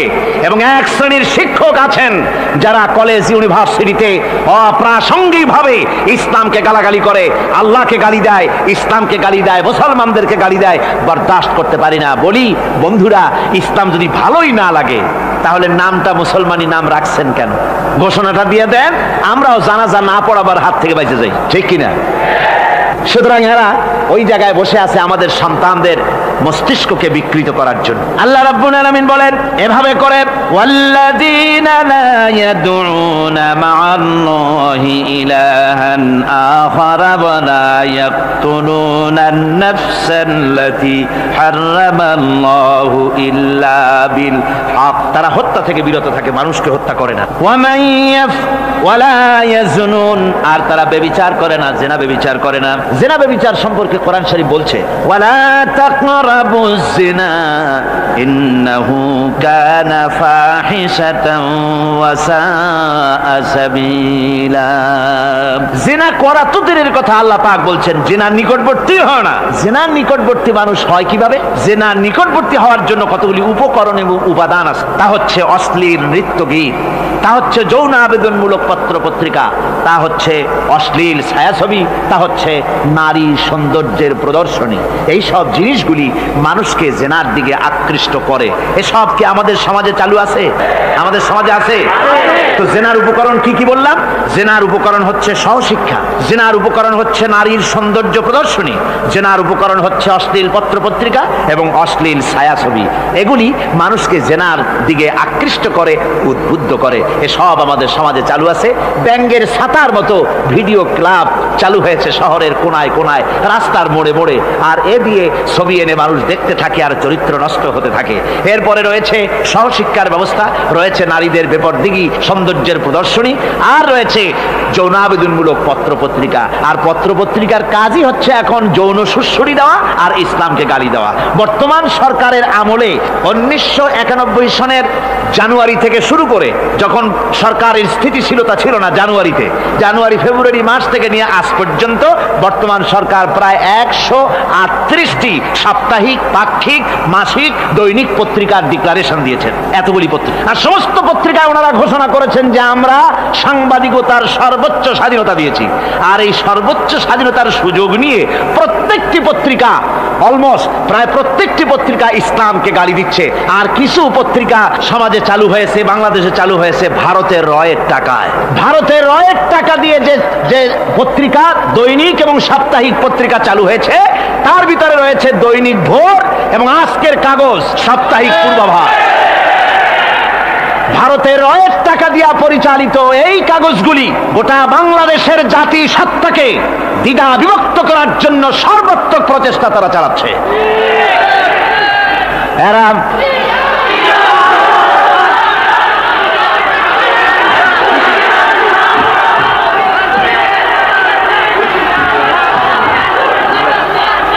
আমার বন্ধুগণ, এই ধরনের এ ধরনের একটানা প্রয়োজন হলে সব নাম আমরা তুলে ধরবো। ভারতের টাকা দিয়ে, ভারতের রয়ের টাকা দিয়ে তারা এভাবে পত্রিকা তৈরি করে গোটা বাংলাদেশের স্বাধীনতা, সার্বভৌমত্ব এবং অস্তিত্বের উপরে আঘাত হানতেছে। শুধু তাই নয়, তারা ইসলামের উপর আঘাত হানছে। আলেম এবং পীরেদের বিরুদ্ধে বক্তব্য তারা পত্রিকার ভিতরে সমালোচনামূলক কথাবার্তা তারা লিখছে। এমন একটা সাপ্তাহিক পত্রিকা কম পাবেন যেখানে ইসলামকে, ইসলামী আন্দোলনকে কিছু না কিছু খোঁচা মারা না হচ্ছে। ঠিক কিনা কর যারা বলেন ঠিক কিনা? তো এইভাবে করে তারা ষড়যন্ত্র চালিয়ে আমি সেদিন ঢাকায় বলেছিলাম যে বর্তমান মহিলা সরকার চলছে বলে আমরা কথা বলছি না, কিন্তু আমাদের একটা ধৈর্য আছে। আমরা সরকারকে সময় দিচ্ছি এগুলিকে কন্ট্রোল করার জন্য। শাসনতান্ত্রিক অ্যাকশন নেওয়া উচিত গভর্নমেন্টের। শাসনতন্ত্রে কি আছে? শাসনতন্ত্রে, সংবিধানে, কনস্টিটিউশনে লেখা আছে যে নাগরিকদের কোন ধর্মীয় অনুভূতিতে আঘাত লাগতে পারে এমন কোন কথা, এমন কোন বক্তব্য কেউ লিখতেও পারবে না, বলতেও পারবে না। সেটা দণ্ডমূলক শাস্তি, এটা শাস্তি হবে তার। এ ধরনের কথা লেখা আছে। এটা লেখা থাকা সত্ত্বেও যারা ইসলামের বিরুদ্ধে কথা বলে, পত্রিকার মাধ্যমে যারা এগুলি লেখে, এগুলির বিরুদ্ধে গভর্নমেন্টের হাত দিতে, অ্যাকশন নিতে অসুবিধা কোথায়? আমরা সময় দিচ্ছি সরকারকে, তারা এই জিনিসগুলি দেখুক এবং অ্যাকশন নিক। যদি তা না হয় তাহলে জনগণের তো ইসলামের, এদেশের মুসলমান বৃহত্তর জনসংখ্যা, জনগোষ্ঠী হচ্ছে মুসলমান। ইসলামের বিরুদ্ধে, তার আল্লাহর বিরুদ্ধে, রসুলের বিরুদ্ধে, মুসলমানদের সবচাইতে প্রিয় জিনিসগুলির বিরুদ্ধে কেউ যদি কথা বলে, মুসলমানেরা তা বেশি দিন বরদাস্ত করবে না।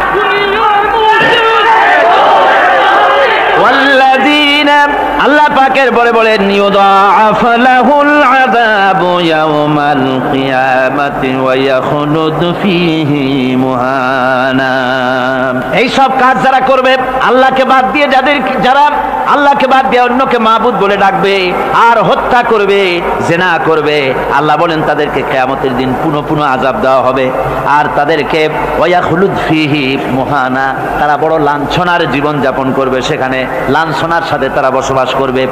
ইল্লা মান তাবা ওয়া আমানা ওয়া আমিলা আমালান সালিহান ফাউলাইকা ইউবাদদিলুল্লাহু সাইয়্যাতিহিম হাসানাত ওয়া কানাল্লাহু গফুরার রহিমা। ইল্লা মান তাবা, এই সমস্ত আযাব থেকে বাঁচবে কারা? বাঁচবে সেই সব লোক যারা তওবা করেছে এবং নেক আমল করেছে। ফাউলাইকা ইউবাদদিলুল্লাহু সাইয়্যাতিহিম হাসানাত, আল্লাহ রাব্বুল আলামিন তাদের অন্যায় ত্রুটিপূর্ণ কাজগুলিকে ভালো দিয়ে বদলে দিবেন। সুবহানাল্লাহি ওয়া বিহামদিহি। ওয়া কানাল্লাহু গফুরুর রহিমা, আর আল্লাহ পাক হচ্ছেন বড় ক্ষমাশীল এবং দয়াবান।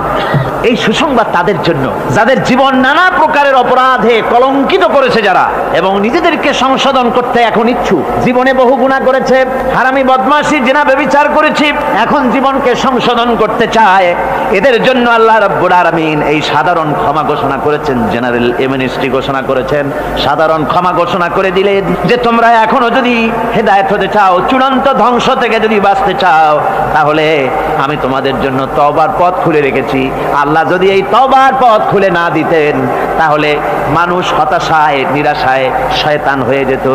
তার মানে আরো পাপ করত। যখন আর কোনো গুনাহ যখন মাফই হবে না, তখন আর কি করা যায়? আরো বেশি পাপের মধ্যে লিপ্ত হয়ে যায়। আমার ভাইরা, আল্লাহ রাব্বুল আলামিন মানুষের জন্য তওবা করার জন্য, গুনাহ মাফের জন্য দরজা খুলে রেখেছে। ইবনে জারীর তাবারীর একটি বর্ণনা এসেছে, হযরত আবু হুরায়রা রাদিয়াল্লাহু তাআলা আনহু তিনি বলছেন যে আমি ইশার নামাজ পড়ে মসজিদে নববী থেকে ইশার নামাজ পড়ে ঘরে আসতেছিলাম। ঘরে আসার সময় দেখি আমার দরজার কাছে একজন মহিলা দাঁড়ান। সে আমাকে সালাম বলল, আমি তাকে তার সালামের জবাব দিয়ে ঘরের মধ্যে প্রবেশ করলাম। কিছুক্ষণ পরে ওই মহিলা দরজায় নক করলেন। আমি দরজা খুলে জিজ্ঞেস করলাম কি চাও? তিনি বললেন যে আমি শয়তানের ওয়াসওয়াসায় পড়ে জিনা করেছি এবং এই জিনা করার পর আমি গর্ভবতী হয়েছি, এরপরে একটা সন্তান হয়েছে, আমি সেই সন্তানকেও মেরে ফেলে দিয়েছি। এখন আমার বাঁচার পথ, আমার এখন এই গুনাহ মাফ হওয়ার পথ। হযরত আবু হুরায়রা রাদিয়াল্লাহু তাআলা আনহু বলছেন যে অসম্ভব, তোমার এই গুনাহ মাফ হবে না। মহিলা তখন যাওয়ার সময় কাঁদতে কাঁদতে কপালে আঘাত করতে করতে যাচ্ছিল যে আহারে, শরীরের এই রূপ, এই যৌবন, এই সৌন্দর্য কি তৈরি হয়েছিল জাহান্নামের আগুনে জ্বলার জন্য? এইভাবে করে চিৎকার দিতে দিতে মহিলা যাচ্ছে। হযরত আবু হুরায়রা বলেন আমি সকালবেলায় আল্লাহ রাসূলের সঙ্গে ফজরের নামাজ আদায় করে আল্লাহ নবীকে ঘটনা শোনালাম, বললাম হে রাসূল আমি তো মহিলাকে এইরকম জবাব দিয়ে। হযরতে আবু হুরায়রা দৌড়ে গেলেন, বললেন আমি ছুটতে লাগলাম, এমন ভুল আমি কথা বলেছি। মহিলা তো হতাশ হয়ে গিয়েছে, তিনি খুঁজতে খুঁজতে মহিলাকে পেয়ে গেলেন, যে বললেন ও মহিলা, আল্লাহর হাবিব তোমার সম্পর্কে এই কথা বলেছেন, তুমি যদি তওবা করো আল্লাহ রাব্বুল আলামিন তোমাকে মাফ করে দিবেন, আর তোমার দোষ ত্রুটিগুলির বিনিময় আল্লাহ তোমাকে নেক দিয়ে বদলায় দিবেন, তোমাকে আল্লাহ মাফ করবেন। মহিলা শোনা মাত্র আল্লাহু আকবার বলে চিৎকার মেরে সেজদায় পড়ে গেলেন। তিনি প্রাণ ভরে কাঁদলেন আর বললেন, আল্লাহ তোমার দরবারে শুকরিয়া আদায় করি যে আমার মতো গুনাহগারের জন্য তুমি যে তওবার দরজা খোলা রেখেছো। তিনি তার নিজের দাসীকে এবং তার বাচ্চাকে, কৃত দাসীকে আল্লাহর শকরার্থে মুক্ত করে দিলেন। আমার ভাইয়েরা, এভাবে করে যারা নাকি আল্লাহর দরবারে যারা এভাবে মাপ চায় আল্লাহ পাক তাদেরকে মাফ করে দিবেন। তওবা করার জন্য রব্বুল আলামিন পথ খুলে রেখে দিয়েছেন। আবার অন্য হাদিসে এসেছে হযরতে রাসূল পাক সাল্লাল্লাহু আলাইহি ওয়াসাল্লামের কাছে এক বৃদ্ধ এসে বলেছিলেন, হে আল্লাহর নবী আমি যত গুনাহ করেছি সমস্ত গুনাহ যদি দুনিয়ার মানুষেরকে ভাগ করে দেওয়া হয় তাহলে একযোগে সব মানুষকে তা ডুবাইয়া ছাড়বে, এত গুনাহ আমি করেছি, এমন কোন গুনাহ নাই যে আমি করি নাই। হে আল্লাহর রাসূল আমার এই গুনাহ মাফ হবে নাকি? আল্লাহর নবী বলেন, তুমি কি মুসলমান হয়েছো? লোকটি বলল, হুজুর আমি মুসলমান হয়ে গেছি। আশহাদু আল্লা ইলাহা ইল্লাল্লাহু ওয়াহদাহু লা শারীকা লাহু ওয়া আশহাদু আন্না মুহাম্মাদান আবদুহু ওয়া রাসূলুহু। পড়েন সবাই, আশহাদু আল্লা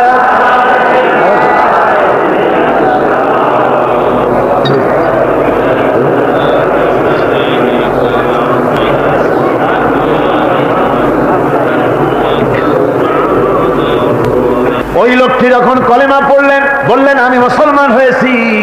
আল্লাহ নবী বলেন, শোনো আল্লাহর বান্দা, তুমি যখন কলেমা পড়েছো তোমার পেছনের তামাম জিন্দেগির সমস্ত গুনাহ খাতা আল্লাহ রাব্বুল আলামিন মাফ করে দিয়েছেন। শুধু মাফ করেন নাই, আরো কি করেছেন? ওয়ায়ুবাদদিলুল্লাহু সাইয়্যাতিহিম হাসানাত। দোষ ত্রুটি তোমার যা আছে, যে ব্যক্তি তওবা করে আল্লাহর পথে চলে, নেক আমল করে, পেছনের জীবনের দোষ ত্রুটি যা করেছেন সবগুলির বদলে আল্লাহ রাব্বুল আলামিন নেকি লিখে দিবেন। জোরে বলেন সুবহানাল্লাহ। তার মানে হচ্ছে জীবনে যত অপরাধ করেছিল তওবা করে যখন ভালো কাজ করবে আর পেছনের কথাগুলি যখন মনে করবে গভীর রাত্রে, আল্লাহ আমি এই ধরনের পাপ করেছিলাম, চুরি করেছি, ডাকাতি করেছি, জেনা করেছি, মদ খেয়েছি, মিথ্যা কথা বলেছি, এই সব কথা বলে যত অনুশোচনা করবে আর অনুতপ্ত হবে, চোখ দিয়া যত পানি পড়বে, নতুন নতুন করে তার আমল নামে আল্লাহ নেকি লিখতে থাকবেন। জোরে বলেন সুবহানাল্লাহ। রব্বুল আলামিন তার বান্দাকে এত ভালোবাসেন, একজন সাহাবী কতগুলি পাখির বাচ্চা নিয়ে রাসূলের কাছে হাজির হয়েছেন। আল্লাহর নবী বলেন, এই পাখির বাচ্চাগুলি আনলা কেন? সাহাবী বলেন, হুজুর এই পাখির বাসাটা ভেঙে গিয়েছিল, বাচ্চাগুলি যখন ধরলাম ওর মা আমার মাথার উপরে ঠোকরাতে লাগলো, সে নিজের জীবনের মায়াকে উপেক্ষা করে বাচ্চাগুলিকে হেফাজত করার জন্য আমার উপরে ঝাঁপিয়ে পড়লো। আমি নিয়ে এসেছি এখানে, এই দেখুন ঘরের মধ্যে ঢুকেছে, এখানে ওই পাখিটা এসেছে। আমি রাসূলকে দেখাতে এলাম প্রাণী জগতে মায়ের সন্তানের প্রতি কত মায়া, সেটা দেখাতে এলাম। আল্লাহর নবী বলেন, ও সাহাবী, প্রাণী জগতে সন্তানের প্রতি মায়ের কতটুকু মহব্বত তুমি তাই আমাকে দেখাতে এসেছো। শোনো, এই প্রাণী জগতে সন্তানের প্রতি মায়ের যত মহব্বত তার চাইতে লক্ষ কোটি গুণে বেশি মহব্বত বান্দার প্রতি আল্লাহ রাব্বুল আলামিনের। মহব্বতকে, করুণাকে, রহমতকে, ভালোবাসাকে 100 ভাগ করা হয়েছে। 100 ভাগ করে 99 ভাগ আল্লাহ নিজের কাছে রেখেছেন, আর একটা ভাগ তামাম পৃথিবীর প্রাণী জগতে আল্লাহ ছড়াই দিয়েছেন। একটা ভাগ দিয়েছেন সারা দুনিয়ায় প্রাণী জগৎ, সেই একটা ভাগে এই শত সহস্র কোটি প্রাণীর মধ্যে যেটুকুন আমরা পাইছি, এতটুকুন মহব্বতে সন্তানের জন্য কলিজায়, সন্তানের কোনো অকল্যাণ হলে কলিজায় পানি থাকে না, সন্তানের কোনো অসুবিধা হলে বা মা বাপের কষ্ট হলে বা কারো কোনো কষ্ট হলে আমরা এই ধরনের আমাদের অবস্থা সৃষ্টি হয়ে যায়। এক ভাগ তামাম পৃথিবীর সমস্ত প্রাণী জগতে ছড়ায় দেওয়ার পর আমাদের অবস্থা যদি এই হয়, তাহলে 99 ভাগ রহমত যার কাছে, বান্দার প্রতি তার মহব্বত কতখানি। আমার বন্ধুগণ, রাসূল পাক সাল্লাল্লাহু আলাইহি ওয়াসাল্লাম বলেছেন, ও সাহাবীরা, একজন লোক উটের পৃষ্ঠে যাচ্ছিল, কোথাও উটের পৃষ্ঠে তার খাবার আছে, পানিও আছে। যেতে যেতে মরুদ্যানের মধ্যে সে বিশ্রাম করলো। ঘুমের থেকে জেগে দেখে উট নাই, খাবার নাই, পানিও নাই। বড় লোকটা কেমন পেরেশান হয়। সাহাবীরা বলেন, হুজুর, উট হচ্ছে মরুভূমির জাহাজ, উট হারায় গেছে, টাকা পয়সা যা ছিল, খাদ্য খাবার ছিল, সব চলে গেছে, এর থেকে পেরেশানি তো আর কিছুই হয় না। হুজুর বলেন, লোকটা খানিকক্ষণ চিন্তা ভাবনা করতে করতে কিছুক্ষণ পর দেখলো উট ফিরে এসেছে, সমস্ত টাকা তার ওই খাদ্য আর পানীয় নিয়ে হাজির হয়ে গেছে। বলো কেমন খুশি হয়। হুজুর, হযরত সাহাবীরা বলেন, হুজুর, এর থেকে খুশি আর কি হতে পারে, লোকটার দিল তো ভরে যাবে। আল্লাহর নবী বলেন, ওগো সাহাবীরা, কোন বান্দা যদি আল্লাহর থেকে নাফরমান হয়ে যায়, নামাজ ছেড়ে দেয়, জিনা ব্যভিচার বদমাশি নাফরমানিতে যদি যখন লিপ্ত হয়ে যায়, উঠারা ব্যক্তি উট পাওয়ার জন্য যেমন পেরেশানি বোধ করে, আল্লাহ রাব্বুল আলামিন তার ওই নাফরমান বান্দার জন্য, আল্লাহ রাব্বুল আলামিন ফিরে আসার জন্য আল্লাহ রাব্বুল আলামিন চান। বান্দা যখন নাফরমান বান্দা নিজের গুনাহ বুঝতে পেরে যখন সেজদায় পড়ে গিয়া কান্দে, রব্বুল আলামিন আমার গুনাহ মাফ করে দাও, এইভাবে যখন কাঁদতে থাকে, রব্বুল আলামিন আল্লাহর হাবিব বলেন, উঠারা ব্যক্তি উঠ পেলে পড়ে, ওই ব্যক্তি যত খুশি হন। কোন নাফরমান বান্দা যখন সেজদায় পড়ে যায়, আল্লাহ রাব্বুল আলামিন এর চাইতে লক্ষ কোটি গুণে বেশি খুশি হয়ে যান। আল্লাহ পাক হচ্ছেন রহমান রহিম, গাফুরুর রহিম। পৃথিবীতে এমন কে আছে, আপনি আমাকে বলেন, এমন কে আছে অপরাধ করবে না আর সে বলবে আয় তোরে মাফ করে দেই? বলেন, এরকম আছে নাকি? কেউ বলেন আছে? এমন কি বাপ মা ছেলে অন্যায় করেছে, বাপ মার দিল চায় ছেলেটা যদি মাপ চাইতো, বড্ড ভালো হতো, ওর সাথে প্রাণ ভরে কথা বলতাম, বুকের সাথে জড়িয়ে নিতাম। কিন্তু মুখ খুলে বলে না যে অপরাধ করেছিস, মাপ চাইয়া যা, এরকম বলে। মাও বলে না, বাপেও বলে না। কিন্তু একমাত্র মহান সত্য রব্বুল আলামিন, বান্দা যখন গুনাহ করে, আল্লাহ ডাকে, বান্দারে গুনাহ করেছিস, ফিরে আয়, আমি তোরে মাফ করে দেব। গুনাহ করেছিস, ফিরে আয়। জিনা করেছিস, ফিরে আয়। মদ খেয়েছিস, ফিরে আয়। মানুষ হত্যা করেছিস, ফিরে আয়। কুফরি করেছিস, ফিরে আয়। আগুন পূজা করেছিস, ফিরে আয়। মাটি পূজা করেছিস, সূর্য পূজা করেছিস, যা করেছিস না কেন, ফিরে আয়, আমাকে ডাক দে, আমি তোর জিন্দেগির গুনাহ আমি আল্লাহ মাফ করে দেব। এই জন্য আল্লাহ রাব্বুল আলামিনকে যখন কোনো বান্দা একবার ডাকে, দিল থেকে, কলিজা থেকে একটা ডাক যদি দেয়, আল্লাহ হাজার ডাকের তুলনায় একটা ডাক আল্লাহ কলিজা থেকে ডাক। এই ডাকটা কোথা থেকে? কলিজা থেকে। দিল से जो बात निकलती है असर रखती है पर नहीं मगर ताकते परवास रखती है। অন্তর থেকে যে কথা বেরোয় তা প্রভাব বিস্তার করে। কলিজা থেকে যদি কেউ ডাক দেয় আল্লাহ, কলিজার একটা ডাক আলাদা না? বলেন আলাদা কিনা? কলিজা থেকে ডাক, বলেন না সবাই আল্লাহ।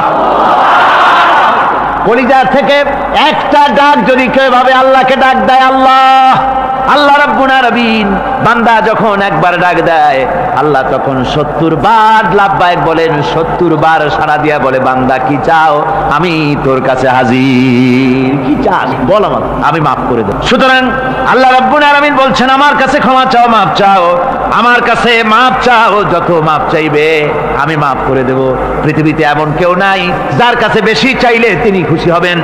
আল্লাহ রাব্বুল আলামিন এমন এক সত্তা, যার কাছে যত বেশি চাওয়া যাবে তিনি তত বেশি খুশি হবেন। হর হমেশা দেনে কো वो तैयार है जो न मांगे उससे वो बेजार है। যত বেশি চাওয়া যায় আল্লাহর কাছে, আল্লাহ তত খুশি হন। আর যে ব্যক্তি চায় না আল্লাহর কাছে, আল্লাহ তার উপরে বেজার হয়ে যান। ওয়ামান তাবা ওয়া আমিলা সালিহান فإنه يتوب إلى الله متابا। আর যারা তওবা করে, নেক আমল করে, তার আল্লাহর দিকে ফিরে আসে, যেমনটি তার আশা উচিত তেমন ভাবে সে আল্লাহর কাছে ফিরে আসে। তার মানে হলো তওবা মাফ, তওবা কবুল করার জন্য, গুনাহ মাফ করার জন্য পৃথিবীতে কেউ নাই। আছে কেউ? গুনাহ কি কেউ মাফ করতে পারে? দুনিয়ায় কেউ পারে? আকাশে কেউ পারে? আল্লাহ ছাড়া কেউ গুনাহ মাফ করতে পারে? যদি মানুষ তওবা করে, রব্বুল আলামিন বলেন সে এমন ভাবে তওবা করে আল্লাহর কাছে ফিরে এসেছে যেখানেই তার আসা উচিত, এই জায়গা ছাড়া আর তার কোনো যাওয়ার জায়গা নাই। সুতরাং সে জায়গা মতো এসেছে, অনুতপ্ত এবং অনুশোচনা করেছে। আল্লাহ পাক এ ধরনের অনুতপ্তকারী, অনুশোচনাকারীকে রব্বুল আলামিন ক্ষমা করে দিয়ে থাকেন।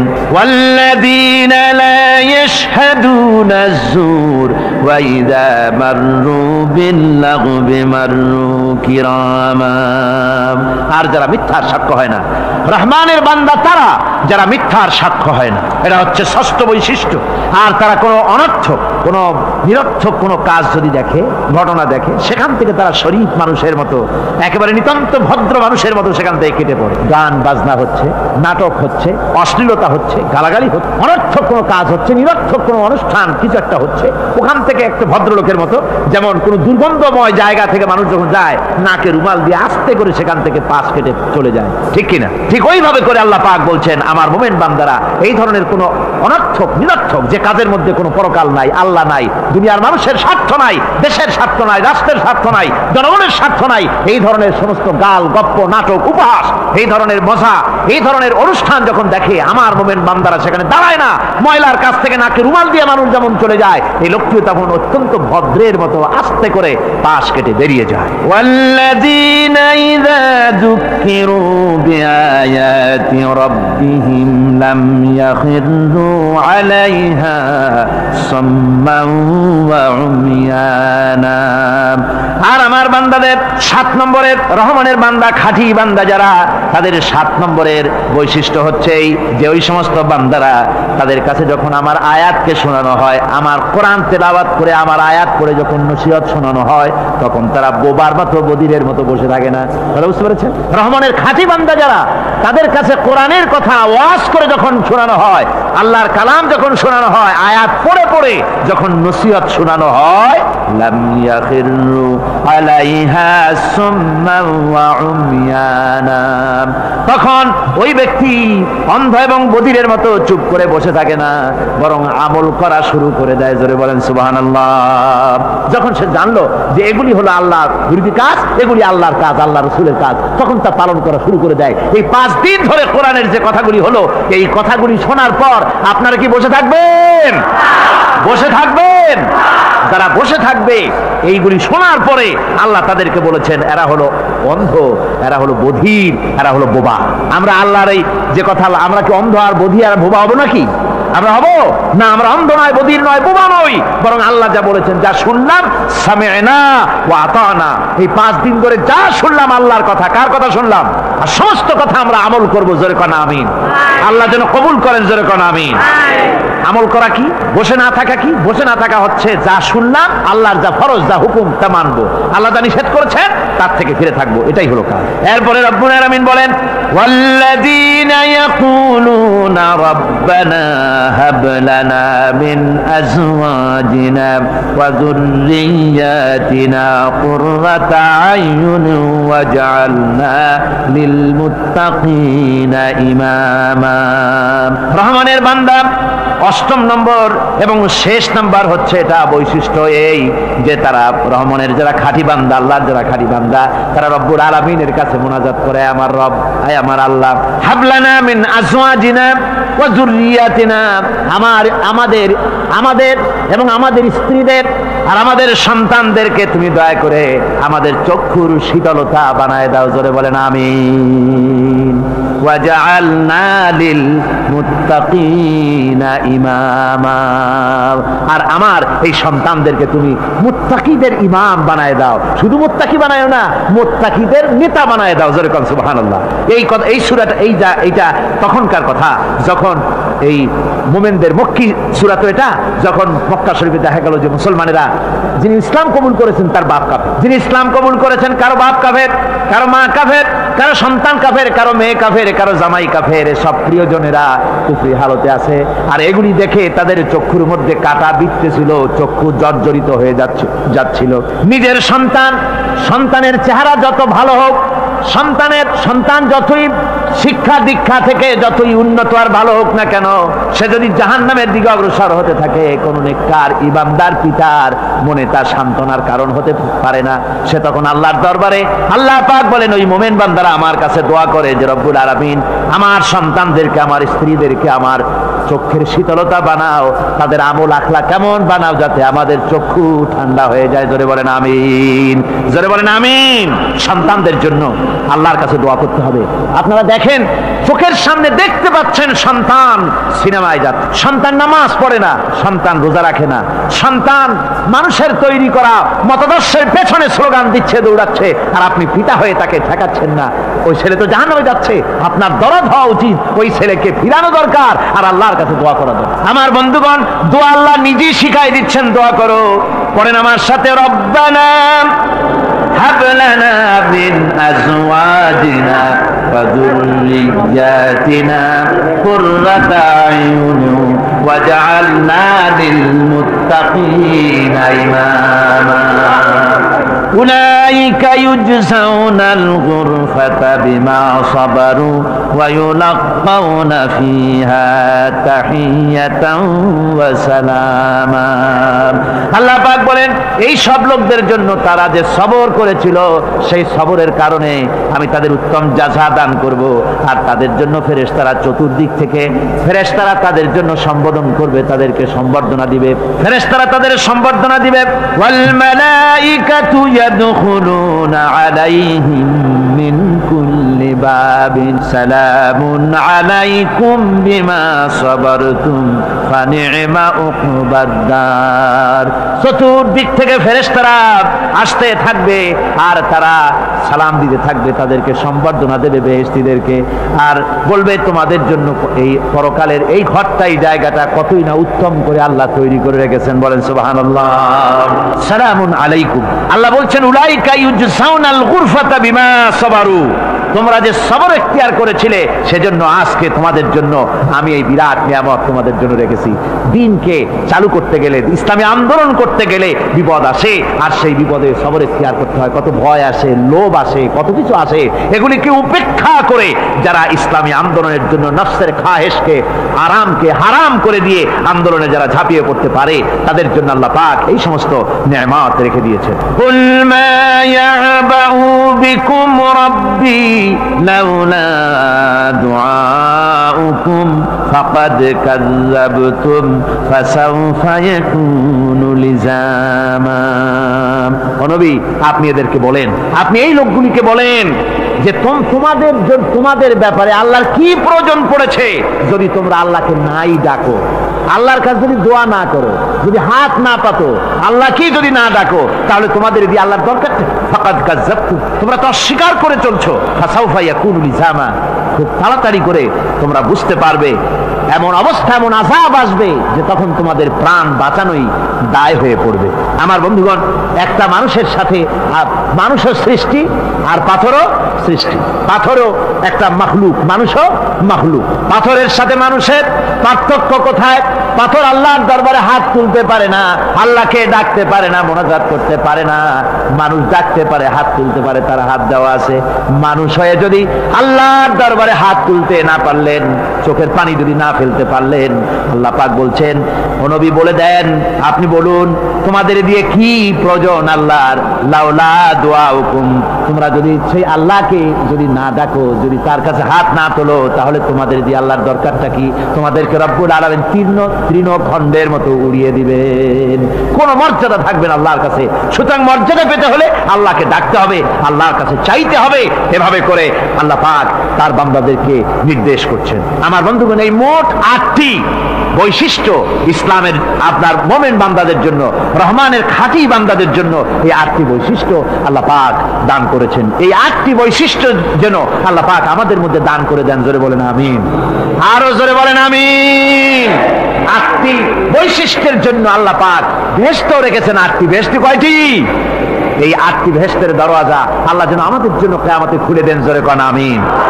আমার ভাইরা, আল্লাহ রাব্বুল আলামিন এই কোরআন যে নাজিল করেছিলেন, এই কোরআন দিয়ে এই ধরনের নৈতিক গুণে গুণান্বিত একটা জনসমষ্টি তৈরি করেছিলেন আল্লাহর হাবিব জনাব মুহাম্মদ রাসূলুল্লাহ সাল্লাল্লাহু আলাইহি ওয়াসাল্লাম।